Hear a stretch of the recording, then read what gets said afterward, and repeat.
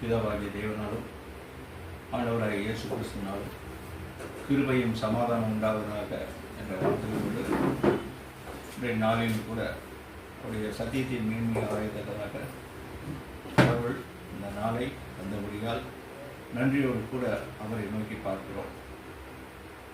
இன்றைய நாளிலும் கூட நாம் சொல்லி வண்ணமாக மாம்சத்திரை இதை கேள்விப்பட்டிருக்கோம். அதாவது மாம்சத்துக்கு ஒரு திரை இருக்கு. மாம்சம்னா நம்முடைய சரீரம், அதுக்கு ஒரு திரை இருக்கு. அந்த திரையை விளக்கணும். மாம்ச திரையை விளக்கி தான் சரீரத்துக்குள்ள போகணும் அப்படிங்கிறத சப்ஜெக்ட், அதனுடைய சாராம்சம். சரி, அப்படின்னா பொதுவாக திரைனா உள்ள நுழையிறது, இல்லைன்னா ஒரு ஸ்கிரீன் மாதிரி மறைவு போட்டிருக்கோம். அந்த நுழைவை விளக்கணும், விளக்கித்தானே உள்ளே போக முடியும். அப்போ அது எப்படி விளக்கிறது? அதுக்கு தடையாக இருக்கிறது நம்முடைய மாம்சத்துக்கு தடையாக இருக்கிறது எது? அந்த திரையை எப்படி விளக்கி உள்ளே போகும் அப்படிங்கிறத இன்றைக்கி நம்ம ஆராயப்படும். சரி, அப்படின்னா பொதுவாக இப்போ தேவனுடைய தன்மை, கடவுளுடைய தன்மையெல்லாம் நாம் ருசித்து பார்க்கணுன்னா என்ன செய்யணும்? அவருடைய அன்பு ருசித்து பார்க்குறோம். இப்போ ஒருத்தருடைய நம்ம உறவு அப்படின்னு எடுத்துக்கிட்டால் நாம் கோபப்படுறோம், உணர்ச்சிகளை காட்டுறோம், அன்பு வைக்கிறோம், அன்பு பொங்குது. மற்ற எல்லாமே இந்த சரீரத்துக்கு இருக்கிற வரையும் தான் காட்ட முடியும். அப்போ அந்த அன்பை வெளிப்படுத்துறதுக்கு இந்த சரீரம் தேவை. ஏன்னா உணர்வுகள், உணர்ச்சிகள் எல்லாமே எதில் அடங்கியிருக்கு? சரீரத்தின் மூலம் தான் காட்ட முடியும். எனக்கு மனசு இருக்கு, அந்த மனம் இந்த சரீரத்தின் வழியாக தான் செயல்படுத்த முடியும். அப்போ கடவுளுடைய அன்பை ருசி பார்ப்பதற்காகத்தான் ஆதாம் ஏவாளுக்கு முதல்ல மாம்சம் கொடுக்கப்பட்டது. மாம்சம்னா சரீரம். அப்போ அந்த அன்பை ருசி பார்க்க வேண்டிய அந்த சரீரமானது என்னாச்சுன்னா கீழான தன்மைக்கு மாற்றப்பட்டது. அதாவது உணர்ச்சிகளுக்கும் இச்சைகளுக்கும் மேலான உயர்ந்த நிலையில அவங்கள படைக்கப்பட்டு, அப்படி படைக்கப்பட்ட அவங்கள கீழான நிலைக்கு தள்ளப்பட்டது. அப்போ ஆண்டவராகிய இயேசு கிறிஸ்து இந்த பூமியில எப்படி வாழ்ந்து காட்டினார்? அந்த சரீரம் அவருக்கும் அந்த சரீரம் தான் மாம்ச, எனக்கு ஒரு சரீரத்தை ஆயத்தப்படுத்தினீர், இதோ நான் வருகிறேன், புத்தக சூழலில் என்னை பற்றி எழுதியிருக்கிறதே அப்படின்னு சொல்லிட்டு என்ன செய்கிறார்? அவருக்கு ஒரு சரீரம் ஆயத்தமாக்கப்பட்டது. அந்த சரீரத்தை அவர் வச்சு என்ன செய்தார் அப்படிங்கிறத கேள்வி. அதே போல நமக்கும் ஒரு சரீரம் கொடுக்கப்பட்டிருக்கு. ஒவ்வொருத்தருக்கும் ஒவ்வொரு சரீரம். இதில் கடவுளுடைய அன்பை ருசி பார்க்கிறோமா, இல்லை உலகத்தினுடைய ஆசா பாசங்களை ருசி பார்க்கிறோமா? நாம் இந்த சரீரத்தை எதற்கெல்லாம் பயன்படுத்துகிறோம்?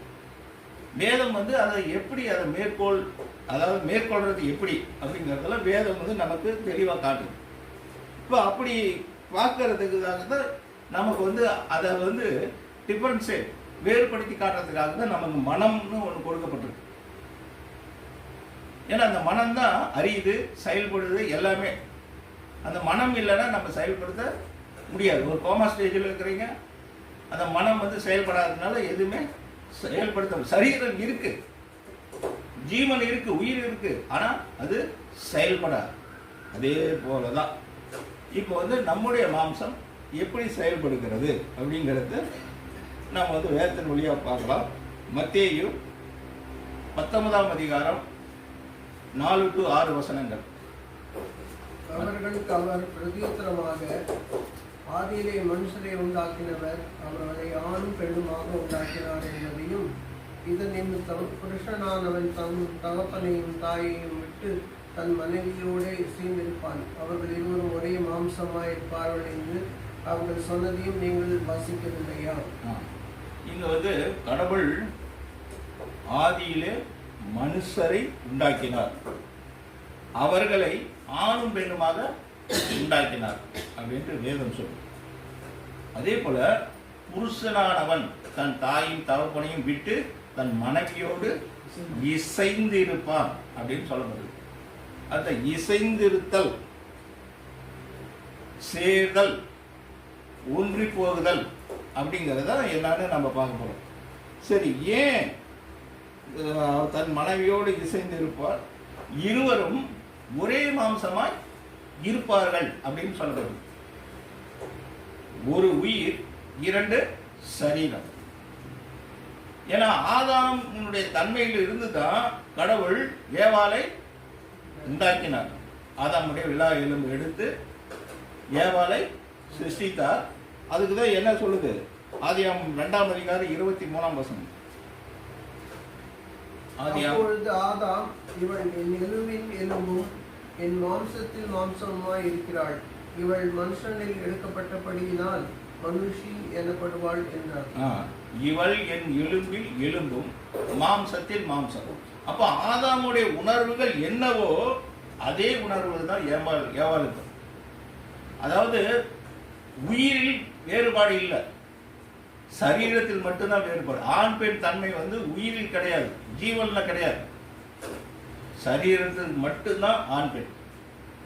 அதனால்தான் ஆண்டவராய் இயேசு கிறிஸ்து புருஷன் அப்படின்னு சொல்லப்படுகிறது. அதை சேர்ந்த நம்ம சபையை வந்து ஸ்ரீ, பெண்ணுக்கு ஒப்பிடப்படுகிறது. அப்போ புருஷனோடு இந்த ஸ்திரீயாகிய இந்த மணவாட்டி போய் சேருது. மணவாட்டிங்கும் போது ஆணும் பெண்ணும் சேர்ந்துதான் மணவாட்டின்னு சொல்லப்படுது. ஆண்கள் மட்டும்தான் மணவாட்டி அப்படி இல்லை. அதாவது சரீரத்தில் தான் வேறுபாடு.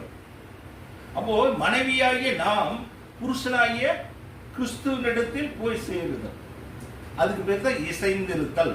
அப்போ வந்து 2 பார்ட்டா இருக்கு. ஆதாமை 2 பார்ட்டாக 2 பிரிவாக பிரிக்கிறார், ஆதாமும் ஏவாளும். அந்த இருவருக்குடைய பரஸ்பர உறவு, பரஸ்பர தன்மைகள், இது எல்லாமே சேர்ந்த பேர் தான் இசைந்திருத்தல்.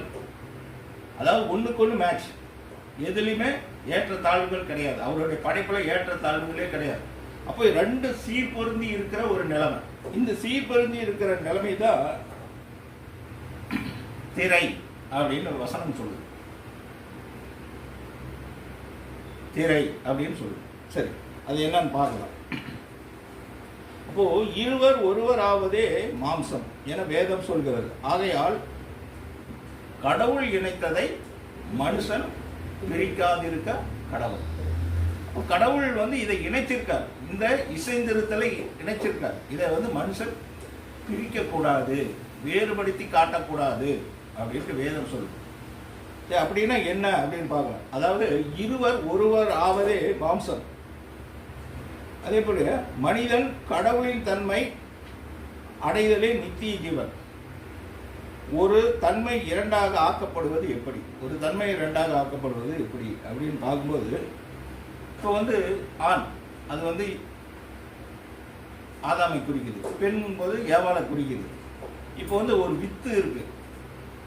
ஒரு வித்துனா இப்போ வந்து அது ஒரு பூசணிக்காய் விதையோ ஏதோ ஒரு விதையை எடுக்கலாம். நீங்கள் பார்த்தீங்கன்னா அந்த விதை வந்து ஒரே விதையாக இருக்குமா, 2 பார்ட்டாக இருக்குமா? இப்படி சேர்ந்து தான் இருக்கும். அந்த தோலை நீக்கினீங்கன்னா அதில் உள்ள அந்த பருப்பு எப்படி இருக்கும்? சேர்ந்து தான் இருக்கும். இரண்டும் ஒன்றாக இணைந்திருத்தல் பேர் தான் வித்து. அதே போலதான் ஆண் பெண் சேர்ந்திருத்தல், அதுக்கு ஒரு லேயர். அப்போ இந்த தன்மையில தான் கடவுள் வந்து சிருஷ்டித்தார் அப்படின்ட்டு வேதம் சொல்லுது. இததான் கடவுள் வந்து இணைத்து இருக்கிறார். மகிமையினுடைய தன்மை. அப்போ ஆதாமை நீங்க பழுகி பெருகி அதாவது பூமியை நிரப்புங்கள் அப்படின்னு எதை வச்சு சொன்னார்னா, இப்ப இருக்கிற மாம்ச ஈச்சையினாலே குழந்தை பிறக்க வேண்டும் அப்படிங்கிறது வேதம் சொல்லவில்லை, சுட்டி காட்டவில்லை. இது வந்து இப்படி கொண்டு வந்தது ஆடு மாடு மிருகங்களை பார்த்து மனிதன் கற்றுக்கொண்டானா அப்படி இல்லை. இதையெல்லாம் சொல்லி கொடுத்தவன் அவன். கீழான நிலைக்கு கொண்டு வந்து தள்ளி மாம்சத்தினுடைய மகிமையை இழக்க செய்தவன் அவன்தான். எல்லாத்தையும் கெடுத்து பொய் பிதாமாகிய அவன். கேட்டின் மகன் கெட்டு போனாருடைய ஒருவனும் கெட்டு போகவில்லை என்று வேதம் சொல்லுது. அப்போ எல்லாவற்றையும் அனுபவிக்க கடவுள் மகிமையின் தன்மையை அந்த சரீரத்தில் கொடுத்திருந்தார். அந்த மகிமையின் தன்மை இழந்து போனதுதான் பாவம், இச்சை. அப்போ மீண்டும் அதை அந்த மகிமையை கொண்டு வரணும். அந்த மகிமையின் தன்மைக்குள் நாம் பிரவேசிக்கணும். அந்த மகிமையை நாம் அடையணும். அதுதான் வேதம் நமக்கு வழிகாட்டுது. சரி, அது என்னன்னு பார்க்கலாம். இப்போ ஒரு பிரமாணம் இரண்டாக பகுக்கப்பட்டது, ஒரு வித்து இரண்டாக பிரிக்கப்பட்டது, சேர்ந்திருந்த வித்து இரண்டாக பிரிக்கப்பட்டது. இப்போ வசனம் என்ன சொல்லுது? கற்பனை மேல் கற்பனை, பிரமாணத்தின் மேல் பிரமாணம், கற்பனை மேல் கற்பனை, பிரமாணத்தின் மேல் பிரமாணம் அப்படின்னு சொல்லுது. அப்போ ஆணின் மனதுக்கு ஏற்றபடி அவள் அவனோடு சேர்ந்திருப்பதே மாம்சம் அப்படின்ட்டு வேதம் சொல்லுது. சரி, தேவனின் அன்பும் மனதுருக்கமும் பாசமும் கனிவும் நட்பும் நேசமும் சிந்தை பரிமாற்றமும் காட்டி ஒருவருக்கொருவர் விட்டு கொடுத்து வாழும் முறையே இசைந்திருத்தல். சரி, ஒரு மாம்சம் இரண்டாக்கப்பட்டது, ஒரு வடிவம் இரண்டு தன்மையாக வடிவமைக்கப்பட்டது, ஒரு மனம் ஒரு உயிர் இரண்டாக்கப்பட்டது. சரி, அப்போ இந்த இரண்டும் சேர்ந்து வாழும் வரை தேவத்தன்மையை மாம்சத்தில் வெளிப்படுத்தி கடவுளோடு இசைந்திருக்க வேண்டும் என்ற பர்பஸுக்காக தான் சரீரம் கொடுக்கப்பட்டது. அப்போ மாம்சமும் இரத்தமும் தேவனுடைய தன்மை உடையதாக இருந்தாலுமே அது தேவன் தான் சிருஷ்டித்தார் இல்லையா? ஆனால் இப்போ பாவம் உள்ள புகுந்த உடனே என்னாச்சு? அந்த பாவ இச்சை சரீரத்தில் தொற்றிக்கொண்டு இந்த மாம்சம் தன்னுடைய தன்மையை செயலிழந்து போயிற்று. நாம மீண்டும் அந்த மாம்சத்தை என்ன மாத்துறோம்? கடவுள் வாழும் ஆலயமாக மாற்ற வேண்டும். அப்போ இருவருக்குள்ள அந்த உறவு முறைகள், மாம்சத்தை ஜெயிக்கணும், இச்சையை ஜெயிக்கணும், உலகத்தை ஜெயிக்கணும், பிசாசை ஜெயிக்கணும், எல்லாத்தையும் ஜெயித்து கடைசியா அவருடைய வார்த்தையின்படி இந்த சரீரம் கட்டப்படணும்.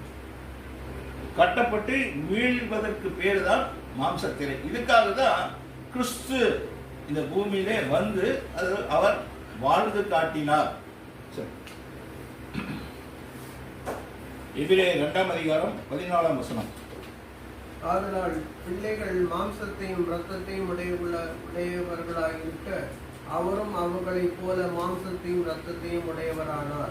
இப்போ நாம மாம்சத்தையும் இரத்தமும் உடையவராக இருப்பது போல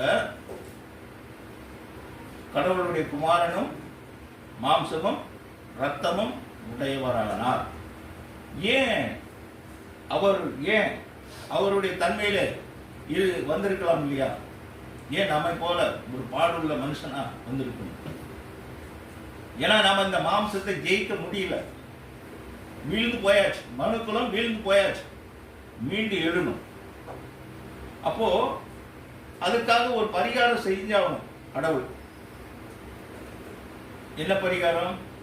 ரத்தம் சிந்துதல் இல்லாமல் மன்னிப்பு இல்லை. அப்போ இந்த பூமி சுத்திகரிக்கப்படணும்.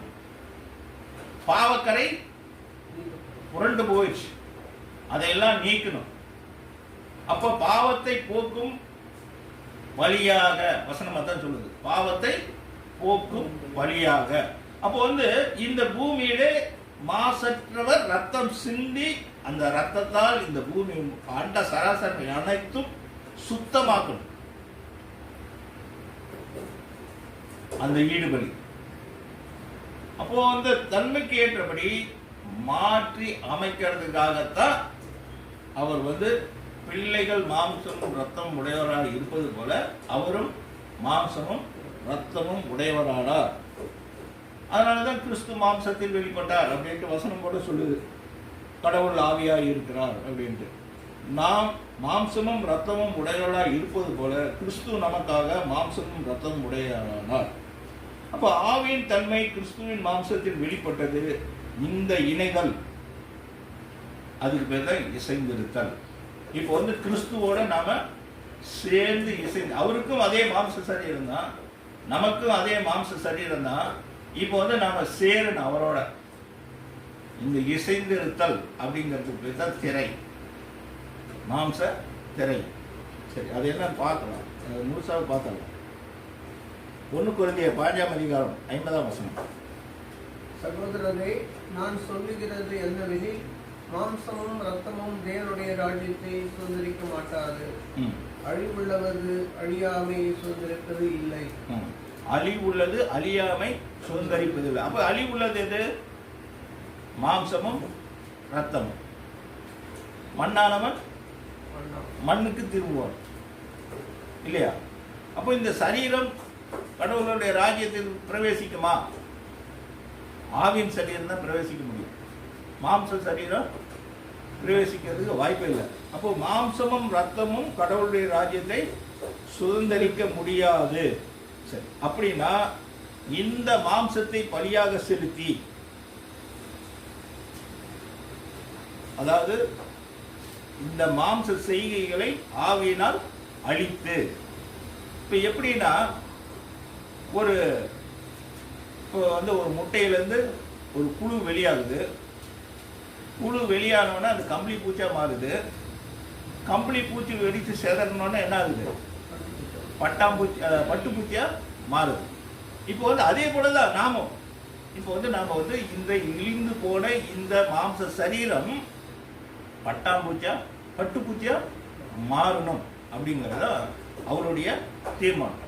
அப்போ அந்த பட்டாம்பூச்சியாய் மாறுவதற்கு நாம் என்ன? அப்போ அந்த கம்பளி பூச்சியை நசிக்க செய்யும். கம்பளி பூச்சியினுடைய தன்மைகள் அது முழுசுமா இழந்தாதான் அந்த தன்மையை கொண்டு வர முடியும். அப்படின்னா என்ன செய்யணும் அப்படின்னு, தேவகுமாரர் மனுஷகுமாரத்திகள் அதிக சௌந்தரியம் உள்ளவர்கள் என்று கண்டு அவர்களுக்குள்ளே தங்களுக்கு பெண்களை தெரிந்து கொண்டார்கள். இப்போ பொதுவா இந்த மாம்சம் தேவனுடைய தன்மையை வெளிப்படுத்தணும். இப்போ நான் ஒரு காரை உருவாக்குறேன். கார் உருவாக்கி அது என்னுடைய செயல்பாட்டுக்கு அந்த கார் கரெக்டாக நான் ஹேண்டில் பண்ணுறதுக்கு ஒத்துழைக்கணும்.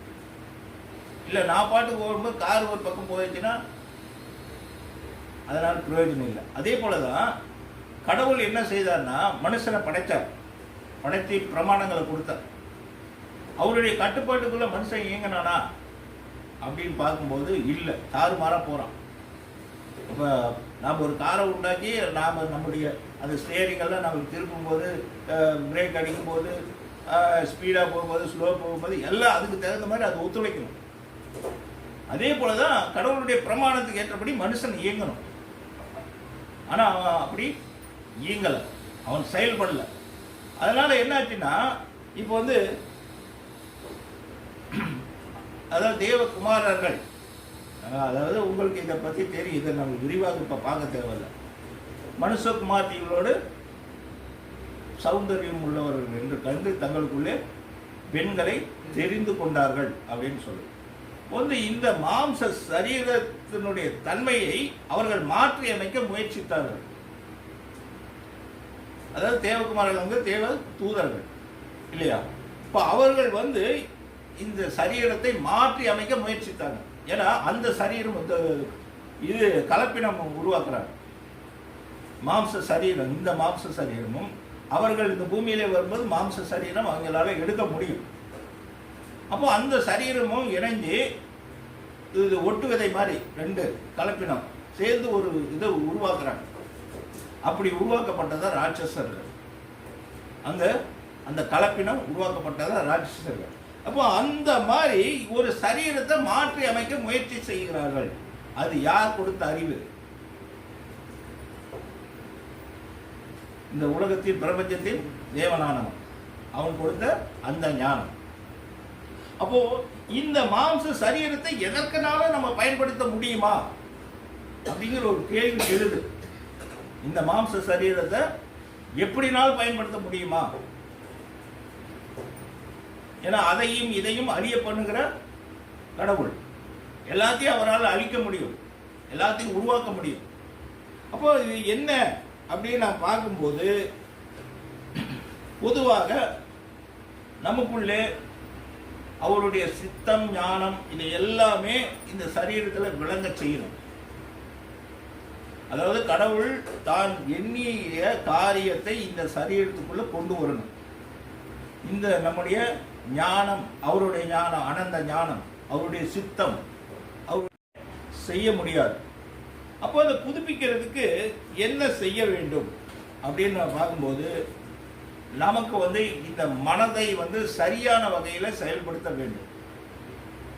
நம்முடைய மனசை சரியான வகையில் செயல்படுத்த வேண்டும். ரோமர் 7ஆம் அதிகாரம் 25ஆம் வசனம்.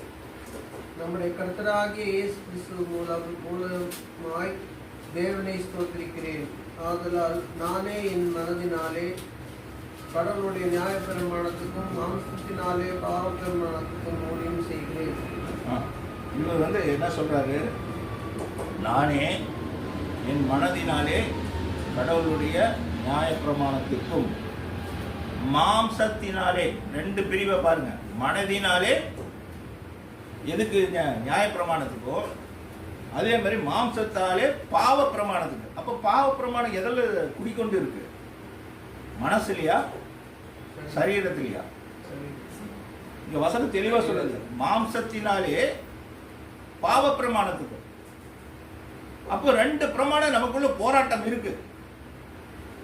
அப்போ நமக்குள்ள ரெண்டு வித்து கலந்துருக்கு. நன்மை செய்ய வேண்டும் நான் விரும்புறேன், ஆனால் நன்மை செய்வதோ என்னிடத்தில் இல்லை. அப்போ நான் வந்து இதுக்கு எதற்காக போராடுகிறேன்? நன்மை செய்வதோ என்னிடத்தில் இல்லை. ஏன்னா அது என்னை வந்து விடமாட்டேங்குது. பாவப்பிரமாணம் வந்து என்னை நன்மை செய்ய விடமாட்டேங்குது. அப்போ வந்து நான் இதை கட்டுப்படுத்தி ஆகணும். இதன் மேல வெற்றி சிறந்தாக வேண்டும். அந்த வெற்றி சிறக்கிறதுக்காக தான் நமக்கு இந்த ஒரு போராட்டம். ரோமர் 7ஆம் அதிகாரம் 22, 23 23. உள்ளான மனுஷனுக்கு ஏற்றபடி தேவனுடைய நியாய பிரமாணத்தின் மேல் பிரியமாய் இருக்கிறேன். ஆகிலும் என் மனதின் பிரமாணத்துக்கு விரோதமாய் போராடுகிற வேறொரு பிரமாணத்தை என் அவயங்களில் இருக்க காண்கிறேன். இந்த வசனமும் என்ன சொல்றது? என் மனதின் பிரமாணத்துக்கு விரோதமாய் போராடுகிற வேறொரு பிரமாணம் எங்க இருக்கு? அவயங்களில் இருக்கு, சரீரத்துல தான் இருக்கு.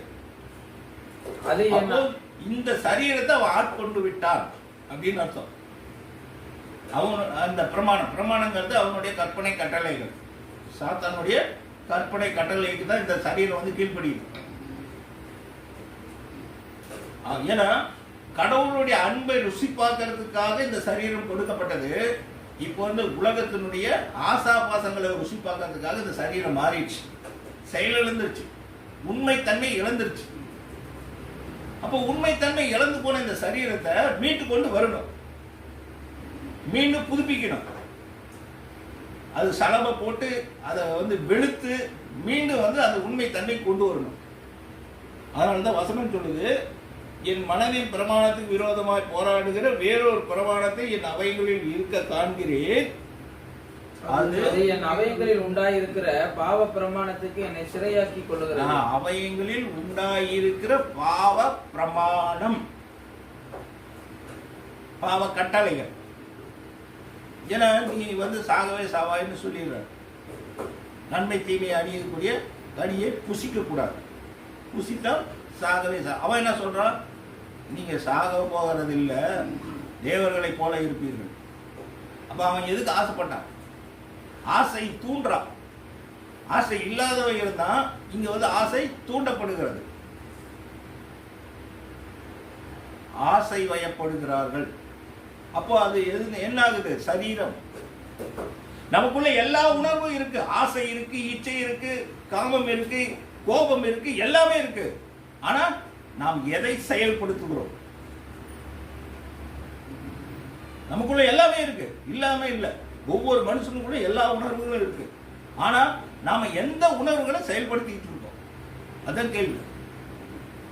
வந்து இந்த பிரமாணம் என்னை சிறையாக்கி கொள்கிறது அப்படின்னு வேதம் சொல்லுது. சரி, ரோமர் 8ஆம் அதிகாரம் 7 to 8 வசனம். எப்படி என்றால், மாம்சத்தை தேவனுக்கு விரோதமான பகை அது தேவனுடைய நியாயப்பிரமாணத்துக்கு கீழ்ப்படிய கூடாமலும் இருக்கிறது.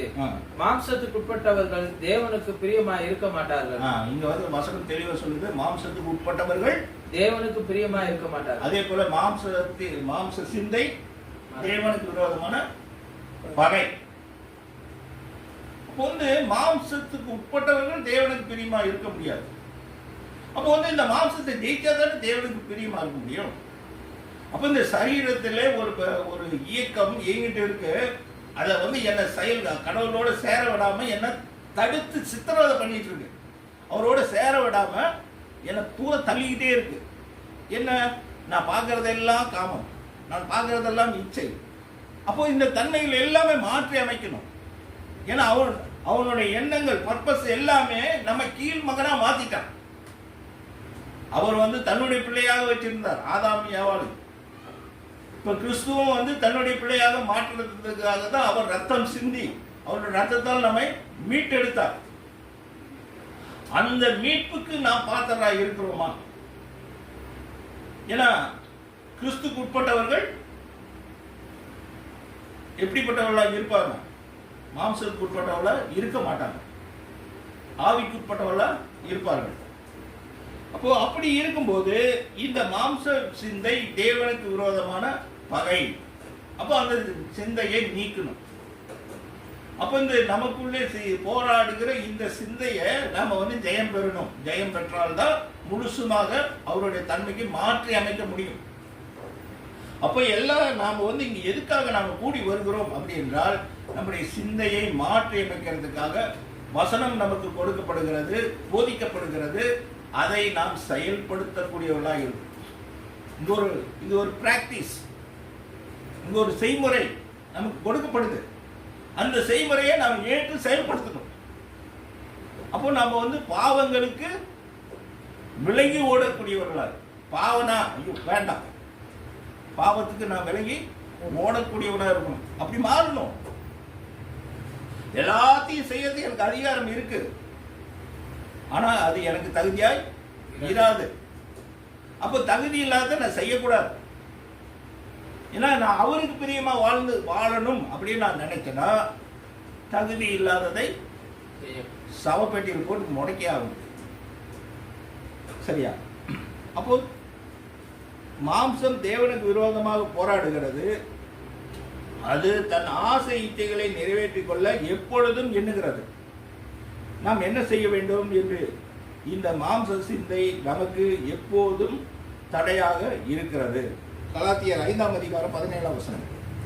மாம்சம் ஆவிக்கு விரோதமாகவும் ஆவி மாம்சத்துக்கு விரோதமாகவும் இருக்கிறது. நீங்கள் செய்ய வேண்டும் என்றிருக்கிற செய்யாதபடிக்கு இவைகள் ஒன்றுக்கு ஒன்று விரோதமாக இருக்கிறது. இப்போ வந்து மாம்சம் ஆவிக்கு விரோதமாகவும் ஆவி மாம்சத்துக்கு விரோதமாகவும் இச்சிக்கிறது, செயல்படுகிறது அப்படின்னு அர்த்தம். அப்போ இந்த தன்மையை நம்ம என்ன செய்யணும்? இந்த பாவம் அப்படிங்கிற ஒரு வித்து நமக்குள்ள இருக்கு இல்லையா? இந்த பாவங்கிற வித்து, இச்சையானது கற்பம் தரித்து பாவத்தை பிறப்பிக்கும். பாவம் பூர்ணமாகும் போது மரணத்தை பிறப்பிக்கும். அப்ப இச்சை தான் பாவத்துக்கு காரணம். அப்போ வந்து இந்த மாம்சத்துல இந்த பாவ வித்து இருக்கு. அது எப்படி இருக்கா? ஆவிக்கு விரோதமாய் போராடுகிறது. அப்போ நாம வந்து என்ன செய்யறோம்? ஞானஸ்தானம் பெறோம். ஞானஸ்தானம் பெற்று என்ன செய்யறோம்? இந்த மாம்சத்தை ஒடுக்கி கீழ்படுத்துறோம். நான் இனிமேல் பழைய மனுஷனுடைய செயல் எல்லாம் அடக்கம் செஞ்சாச்சு, நான் ஒரு புதிய மனுஷனா இனி மாறுறேன் அப்படின்னு ஒரு முடிவு எடுத்து தான் ஞானஸ்தானத்துக்கு ஒப்பு கொடுக்குறோம் இல்லையா? ஒப்பு கொடுத்து நாம் வந்து அதன்படி நம்ம செயல்பட்டு மீறி கூட ஒரு 2 மாதம் அப்படி கண்ட்ரோலாக இருப்போம். 3வது மாதமே கொஞ்சம் கொஞ்சமாக கலைகள்லாம் தலை தூக்க ஆரம்பிக்கும். நமக்குள்ளே சரியான அந்த ஓட்டம் இருக்காது. வசனத்துக்கு, அதாவது என் வசனத்துக்கு நடுகிறவனே நான் நோக்கி பார்க்கிறேன் அப்படின்னு வசனம் சொல்லுது. அப்போ அவருடைய வசனங்களுக்கு நாம வந்து நடுங்கக்கூடியவர்களாய், அவருடைய வசனம் இப்படி சொல்லுதே, நாம இப்படி நடந்துகிட்டு இருக்கோமே அப்படிங்கிற ஒரு எண்ணம் வந்து நமக்குள்ள எப்பயுமே ஓடிக்கிட்டு இருக்கணும். அப்படி ஓடும்போதுதான் மாம்சமும் ஆவிக்கும் விரோதமாய் இச்சிக்கிற தன்மையிலிருந்து நாம் விடுபெற முடியும். அப்போ மாம்ச திரையில் இந்த பாவம் சுட்டரிக்க வேண்டும். அதுக்காக தான் இந்த பரிசுத்த ஆவி நமக்கு கொடுக்கப்படுகிறது. ஏன்னா அது பரிசுத்த ஆவி என்ன செய்யுது? அது சகல சத்தியத்துக்குள்ளும் நம்மை வழி நடத்தும் அப்படின்னு வேதம் சொல்லுது இல்லையா? இப்போ நிறைய சத்தியம் கேட்கிறோம், நிறைய சத்தியம் ஆராய்ந்து பார்க்கிறோம். ஆனால் தேவ தன்மைக்கு ஏற்ப நம்முடைய மாம்சத்தை மாற்றி அமைத்து இருக்கிறோமா அப்படிங்கிறத கேள்வி. அப்போ நம் மாம்சத்துக்கு உட்பட்டு இந்த காலத்தில் நியாயப்பிரமாணத்தில் தோன்றிய பாவ இச்சைகள் மரணத்துக்கு ஏதுவான கனிகளை கொடுக்கத்தக்கதாக நம்முடைய அவயங்களில் அது பேலன்ஸ் செய்கிறது. ஏன்னா இந்த பிரமாணம் என்ன செய்யுதுன்னா நம்முடைய அவயங்களை அதுக்கு ஏற்றபடி அமைக்குது. இப்போ ஒன்றும் இல்லை, ஒரு சின்ன உதாரணம். இப்போ வந்து நம்ம போயிட்டே இருக்கோம். இப்போ ஒரு சினிமா போஸ்டர் வல்கராக ஒட்டியிருக்கான். அது பார்த்தோன்னே நம்மளுடைய இச்சை தூண்டப்படுது. தூண்டப்பட்டோன்னே நம்முடைய செயல்கள் எல்லாமே சற்று சலனம் ஏற்படுது. அப்போ இந்த சலனம் ஏற்படுவதற்கு காரணம் என்ன? நமக்குள்ள அந்த வித்தினுடைய தன்மை இருக்கு. இப்போ வந்து அதை நாம ஜெயிக்கிறோம். இப்போ வந்து நம்ம வந்து எப்படி மாறுறோம்னா, ஒரு சிறு பிள்ளையை போல அந்த உணர்வற்ற நிலை, ஒரு சிறு பிள்ளையை போல உணர்வற்ற நிலைக்கு ஆட்படுத்தப்படும் போது, நம்முடைய சரீரத்தை மாற்றி அமைக்கும் போது அந்த தன்மைகள் நம்ம ஒன்றும் செய்யாது. நாம் அதை பார்த்தோன்னா ஒரு உணர்ச்சி படவோ மற்ற காரியங்கள் இது படவோ நாம் வந்து அதுக்கு இணங்க மாட்டோம் அப்படின்னு தான் வேதம் சொல்லுது. அப்போ அந்த மாம்ச சிந்தை நம்முடைய அவயங்களில் பூத்து காய்த்து இச்சை கனிகளை தந்தது. இப்படி பாவக்கரைகள் படர்ந்த இந்த மாம்சத்தை தேவனுக்கு பயன்படுத்துவதற்காக கிறிஸ்து நம்மை அதிலிருந்து மீட்டெடுத்தார். எப்படி அப்படின்னு நான் பார்க்கும்போது ரோமர் 8ஆம் அதிகாரம் 6ஆம் வசனம் 9-10. மரணம், ஆவியின் சிந்தையோ ஜீவனும் சமாதானமுமா. அது 9-10. தேவனுடைய ஆவி உங்களில் வாசமாக இருந்தால் நீங்கள் மாம்சத்துக்கு உட்பட்டவராயிராமல் ஆவிக்கு உட்பட்டவராயிருப்பீர்கள். கிறிஸ்துவின் ஆவி இல்லாதவன் அவனுடையவன் அல்ல. மேலும் கிறிஸ்து உங்களில் இருந்தால் சரீரமானது பாவத்தின் நிமித்தம் மறுத்ததாயும் ஆவியானது நித்திய நிமித்தம் ஜீவனுள்ளதாயும் இருக்கும். இப்போ வந்து என்ன வசனம் சொல்லுதுன்னா, மாம்சத்துக்கு உட்பட்டவராய் இராமல் ஆவிக்கு உட்பட்டவராய் இருப்பீர்கள் அப்படின்னு சொல்லுது. அப்போ கிறிஸ்துவின் ஆவி இல்லாதவன் அவருடையவன் அல்ல அப்படின்னு சொல்லுது. அப்போ கிறிஸ்துவனுடைய ஆவினா என்ன?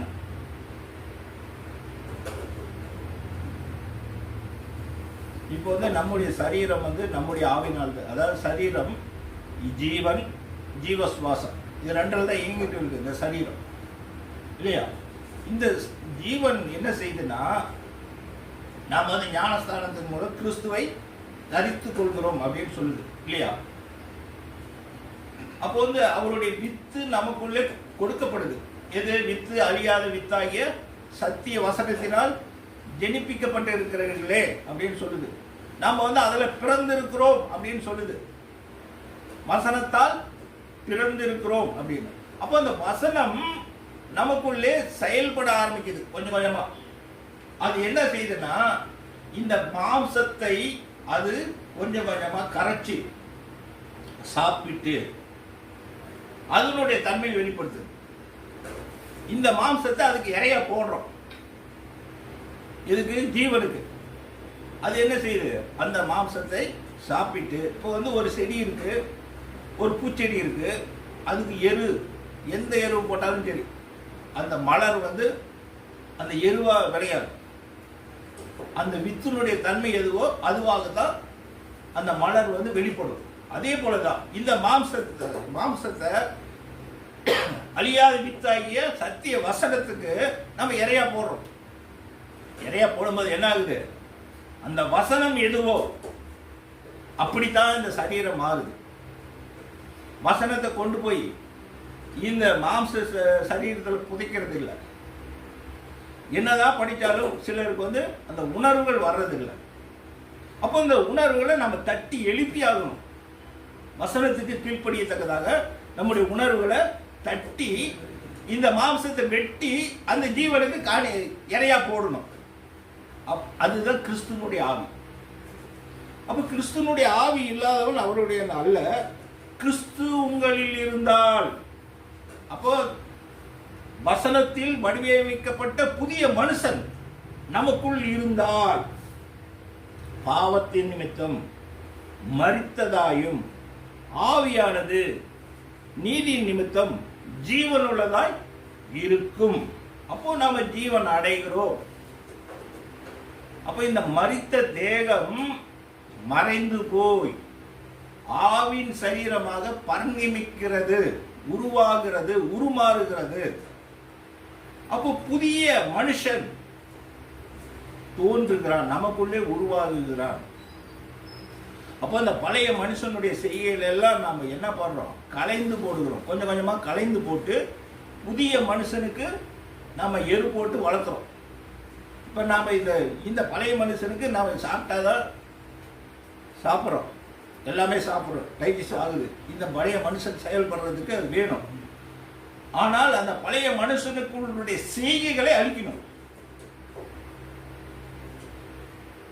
அந்த செய்கைக்குள்ள மீண்டும் நம்ம உள்ள நுழையாதபடிக்கு, நாம் மீண்டும் அதுக்கு திரும்பாதபடிக்கு நாம் முழுசாக நம்மை மாற்றி அமைக்கணும். அப்படி மாற்றி அமைக்கும் போதுதான் புதிய மனுஷனுடைய செய்கைகள் நமக்கு வெளிப்படும். அப்போ கிறிஸ்துவனுடைய ஆவி, அதாவது சிந்தை, சத்தியம் நம்மில் கிறிஸ்துவை சிருஷ்டிக்கிறது. அப்போது மாம்சம் மரணத்துக்கு உள்ளாகிறது. சத்திய ஒளி வரும்போது இருள் போகிறது, வெளிச்சம் கிடைக்கிறது.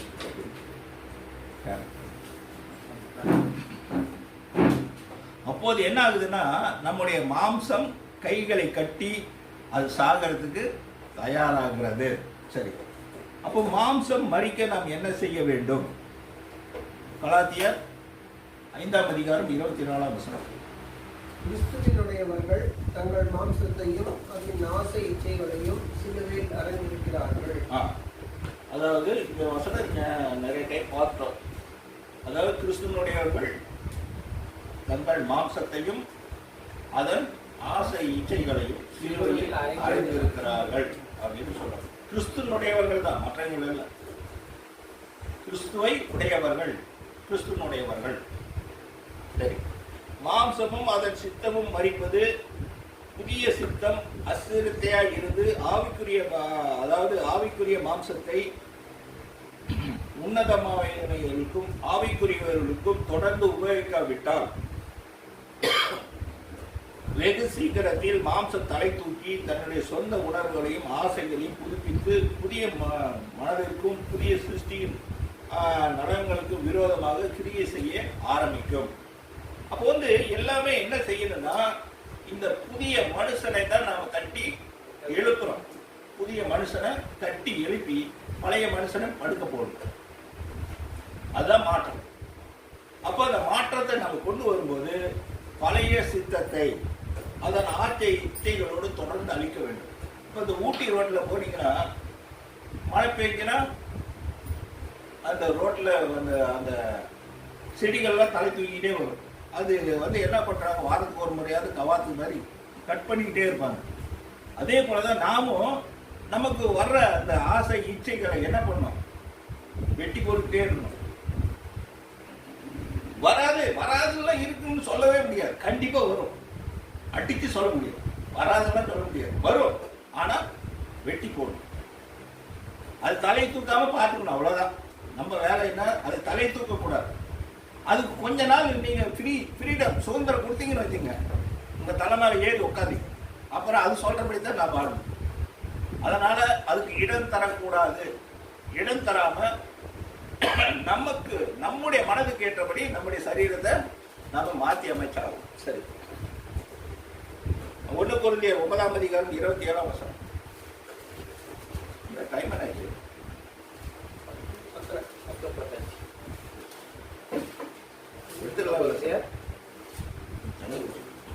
9:27 கலாத்தி.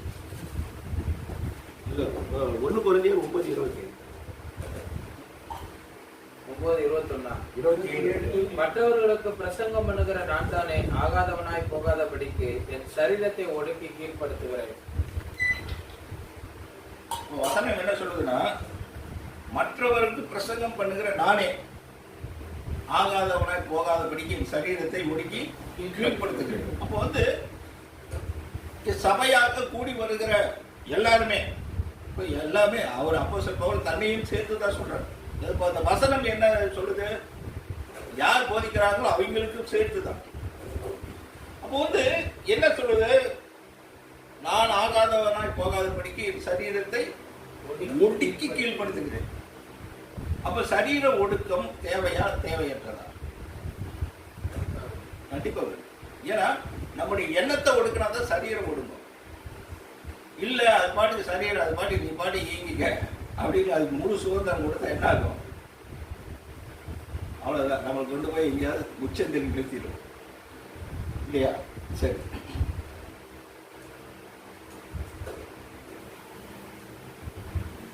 அப்போ கிறிஸ்து நமக்காக பாவத்தையும் மரணத்தையும் நமது தண்டனையால் ஏற்று தமது மாம்சத்தை பலி செலுத்தி பாவத்தை ஆக்கினைக்குள்ளாய் தீர்த்தார் அப்படின்னு சொல்லப்பட்டிருக்கு. ரோமர் 8ஆம் அதிகாரம் 3ஆம் வசனம்.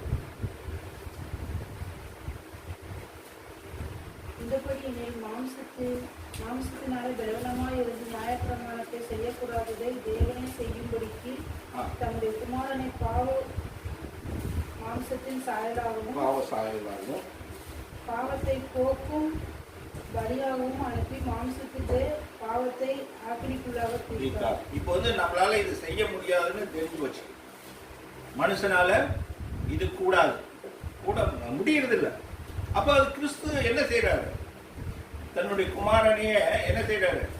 பாவ மாம்சத்தின் சாயலாகவும். வசனம் தெளிவா சொல்லுது.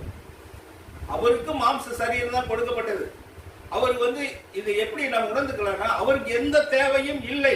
கிறிஸ்துக்கு பசியோ தூக்கமோ எதுவுமே தேவையில்லை, எதையும் தேவையற்றவர். அப்ப அவருக்கு ஒரு சரீரம் கொடுக்கப்பட்டா எப்படி இருக்கும்? யோசனை பண்ணி பாருங்க. நாம வந்து இந்த குப்பையில தான் ஜீவிச்சுட்டு இருக்கோம். ரொம்ப ஒரு மோசமான நிலையில தான் நாம் ஜீவிச்சுட்டு இருக்கோம். ஆனா அவருக்கு பரிசுத்த உன்னதமானவர், அவருக்கு எதையுமே தேவையில்லை. ஆனா அவருக்கு ஒரு மாம்ச சரீரம் கொடுக்கப்பட்டா என்ன ஆகும்? பசி உண்டாகும், தூக்கம் வரும், எல்லாமே வரும். ஏன்னா இந்த சரீரத்தினுடைய இயல்பு, சரீரத்தினுடைய தன்மை அது வேலையை செஞ்சுதான் ஆகும்.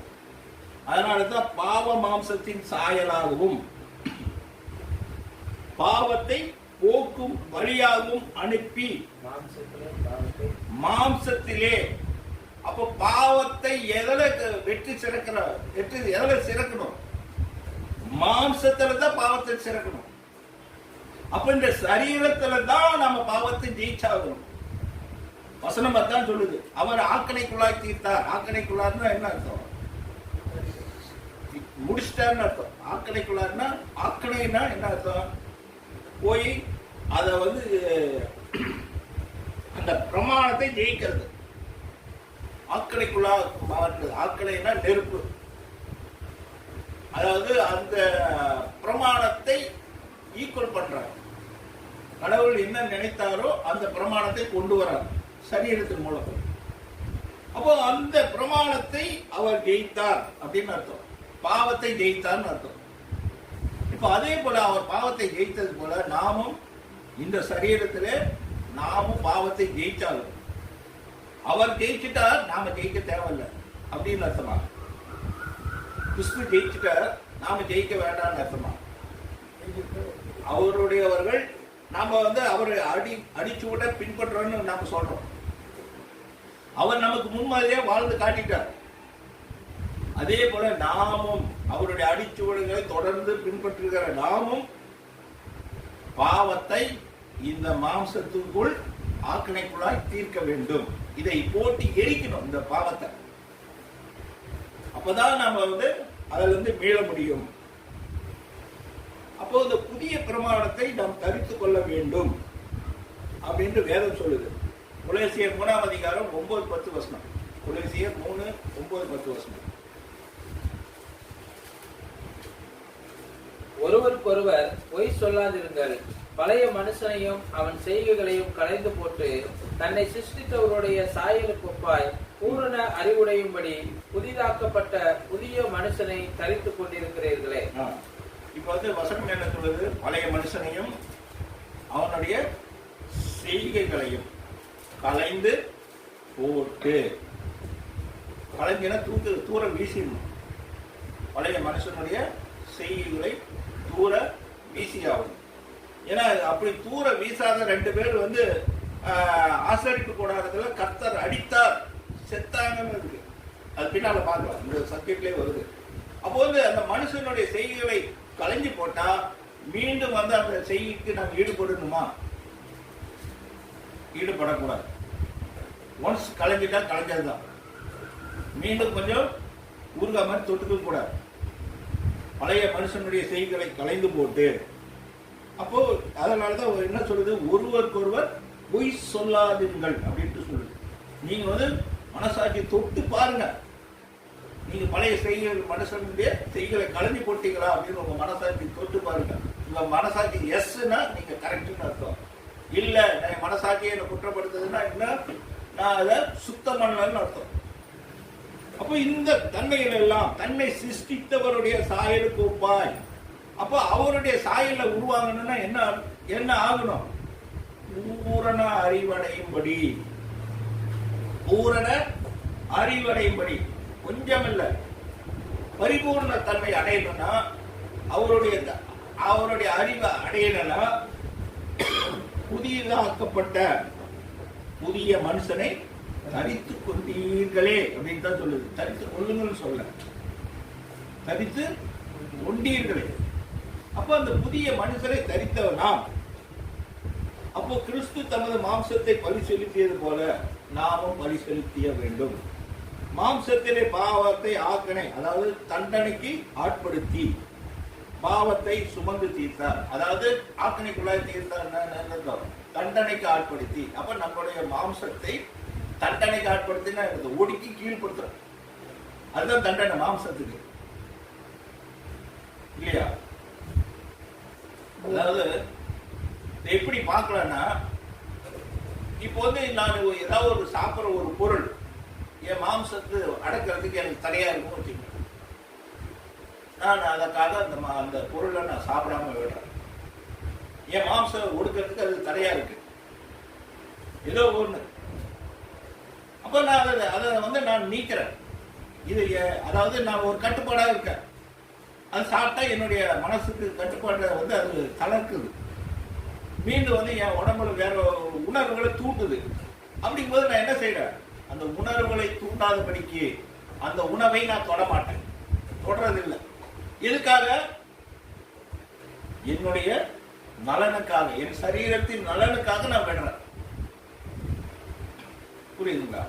அப்படித்தான் நம்ம இந்த பாவ மாம்சத்தை ஆக்கணைக்குள்ளாய் தீர்க்க வேண்டும்.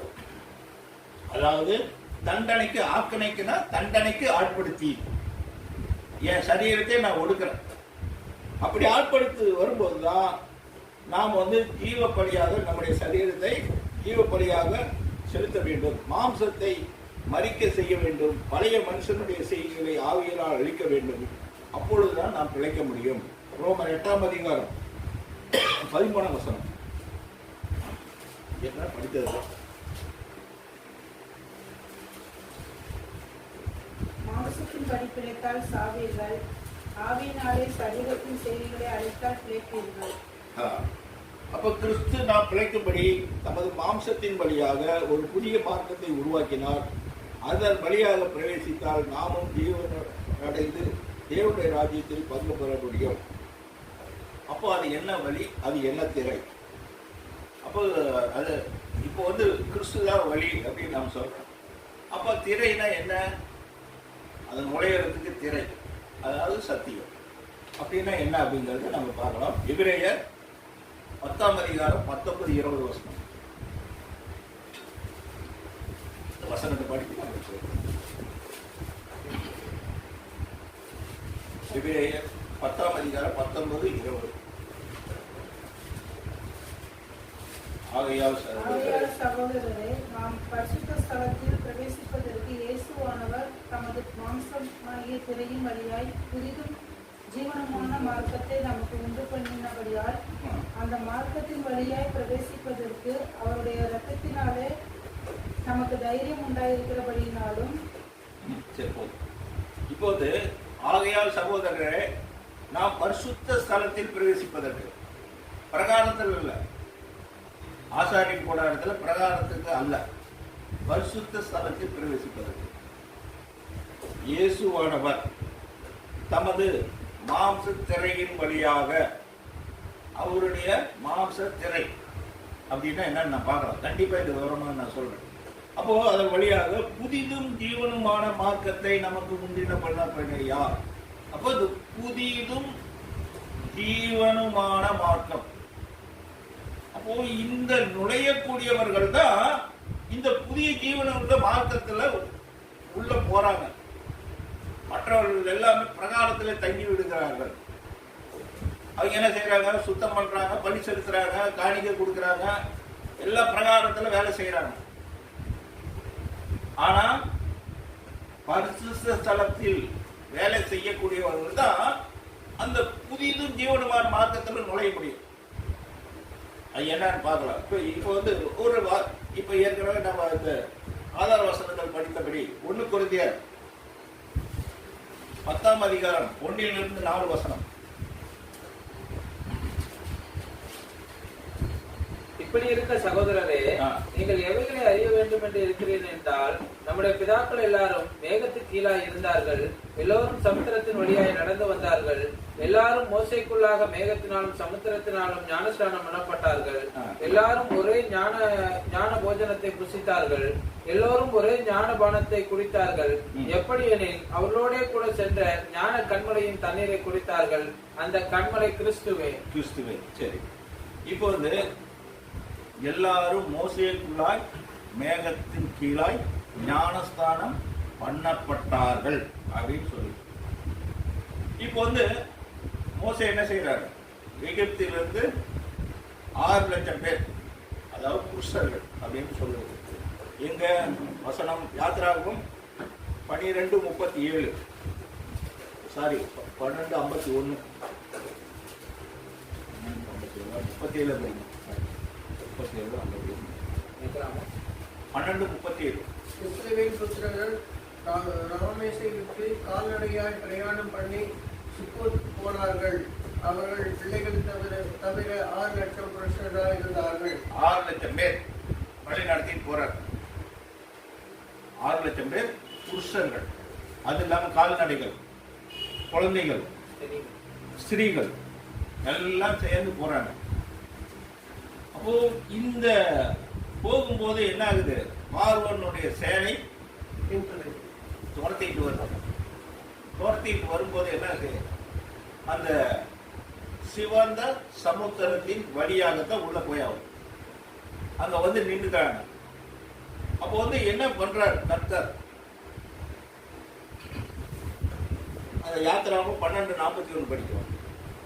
கர்த்தர் அவர்களை 430 வருஷம் முடிந்த அன்றைய தினமே கர்த்தருடைய சேனைகள் எல்லாம் எகிப்து தேசத்திலிருந்து புறப்பட்டது. யாத்திராவும் 12:41. 12:41. 430 வருஷம் முடிந்த அன்றைய தினம். அதுதான் அப்படியா? 12:41 தான். உபாகமம் 11:4 அதுக்கு இருக்கு.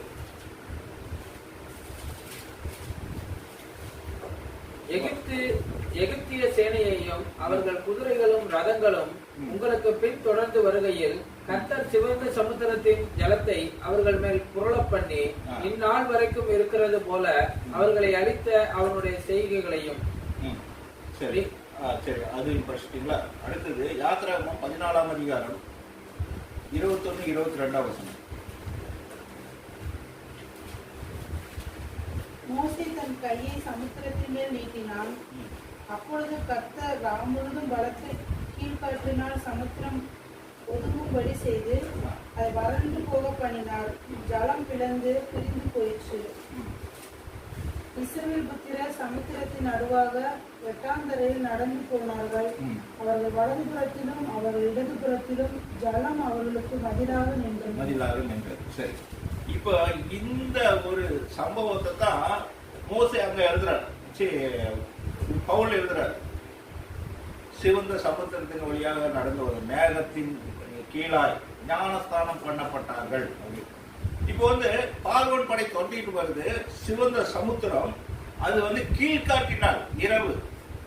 அப்போ வந்து அவங்க விடிய காலம் வரை அது உள்ள அந்த காற்றை வீச செய்து அவங்க வந்து அதுக்குள்ள உள்ள போறாங்க.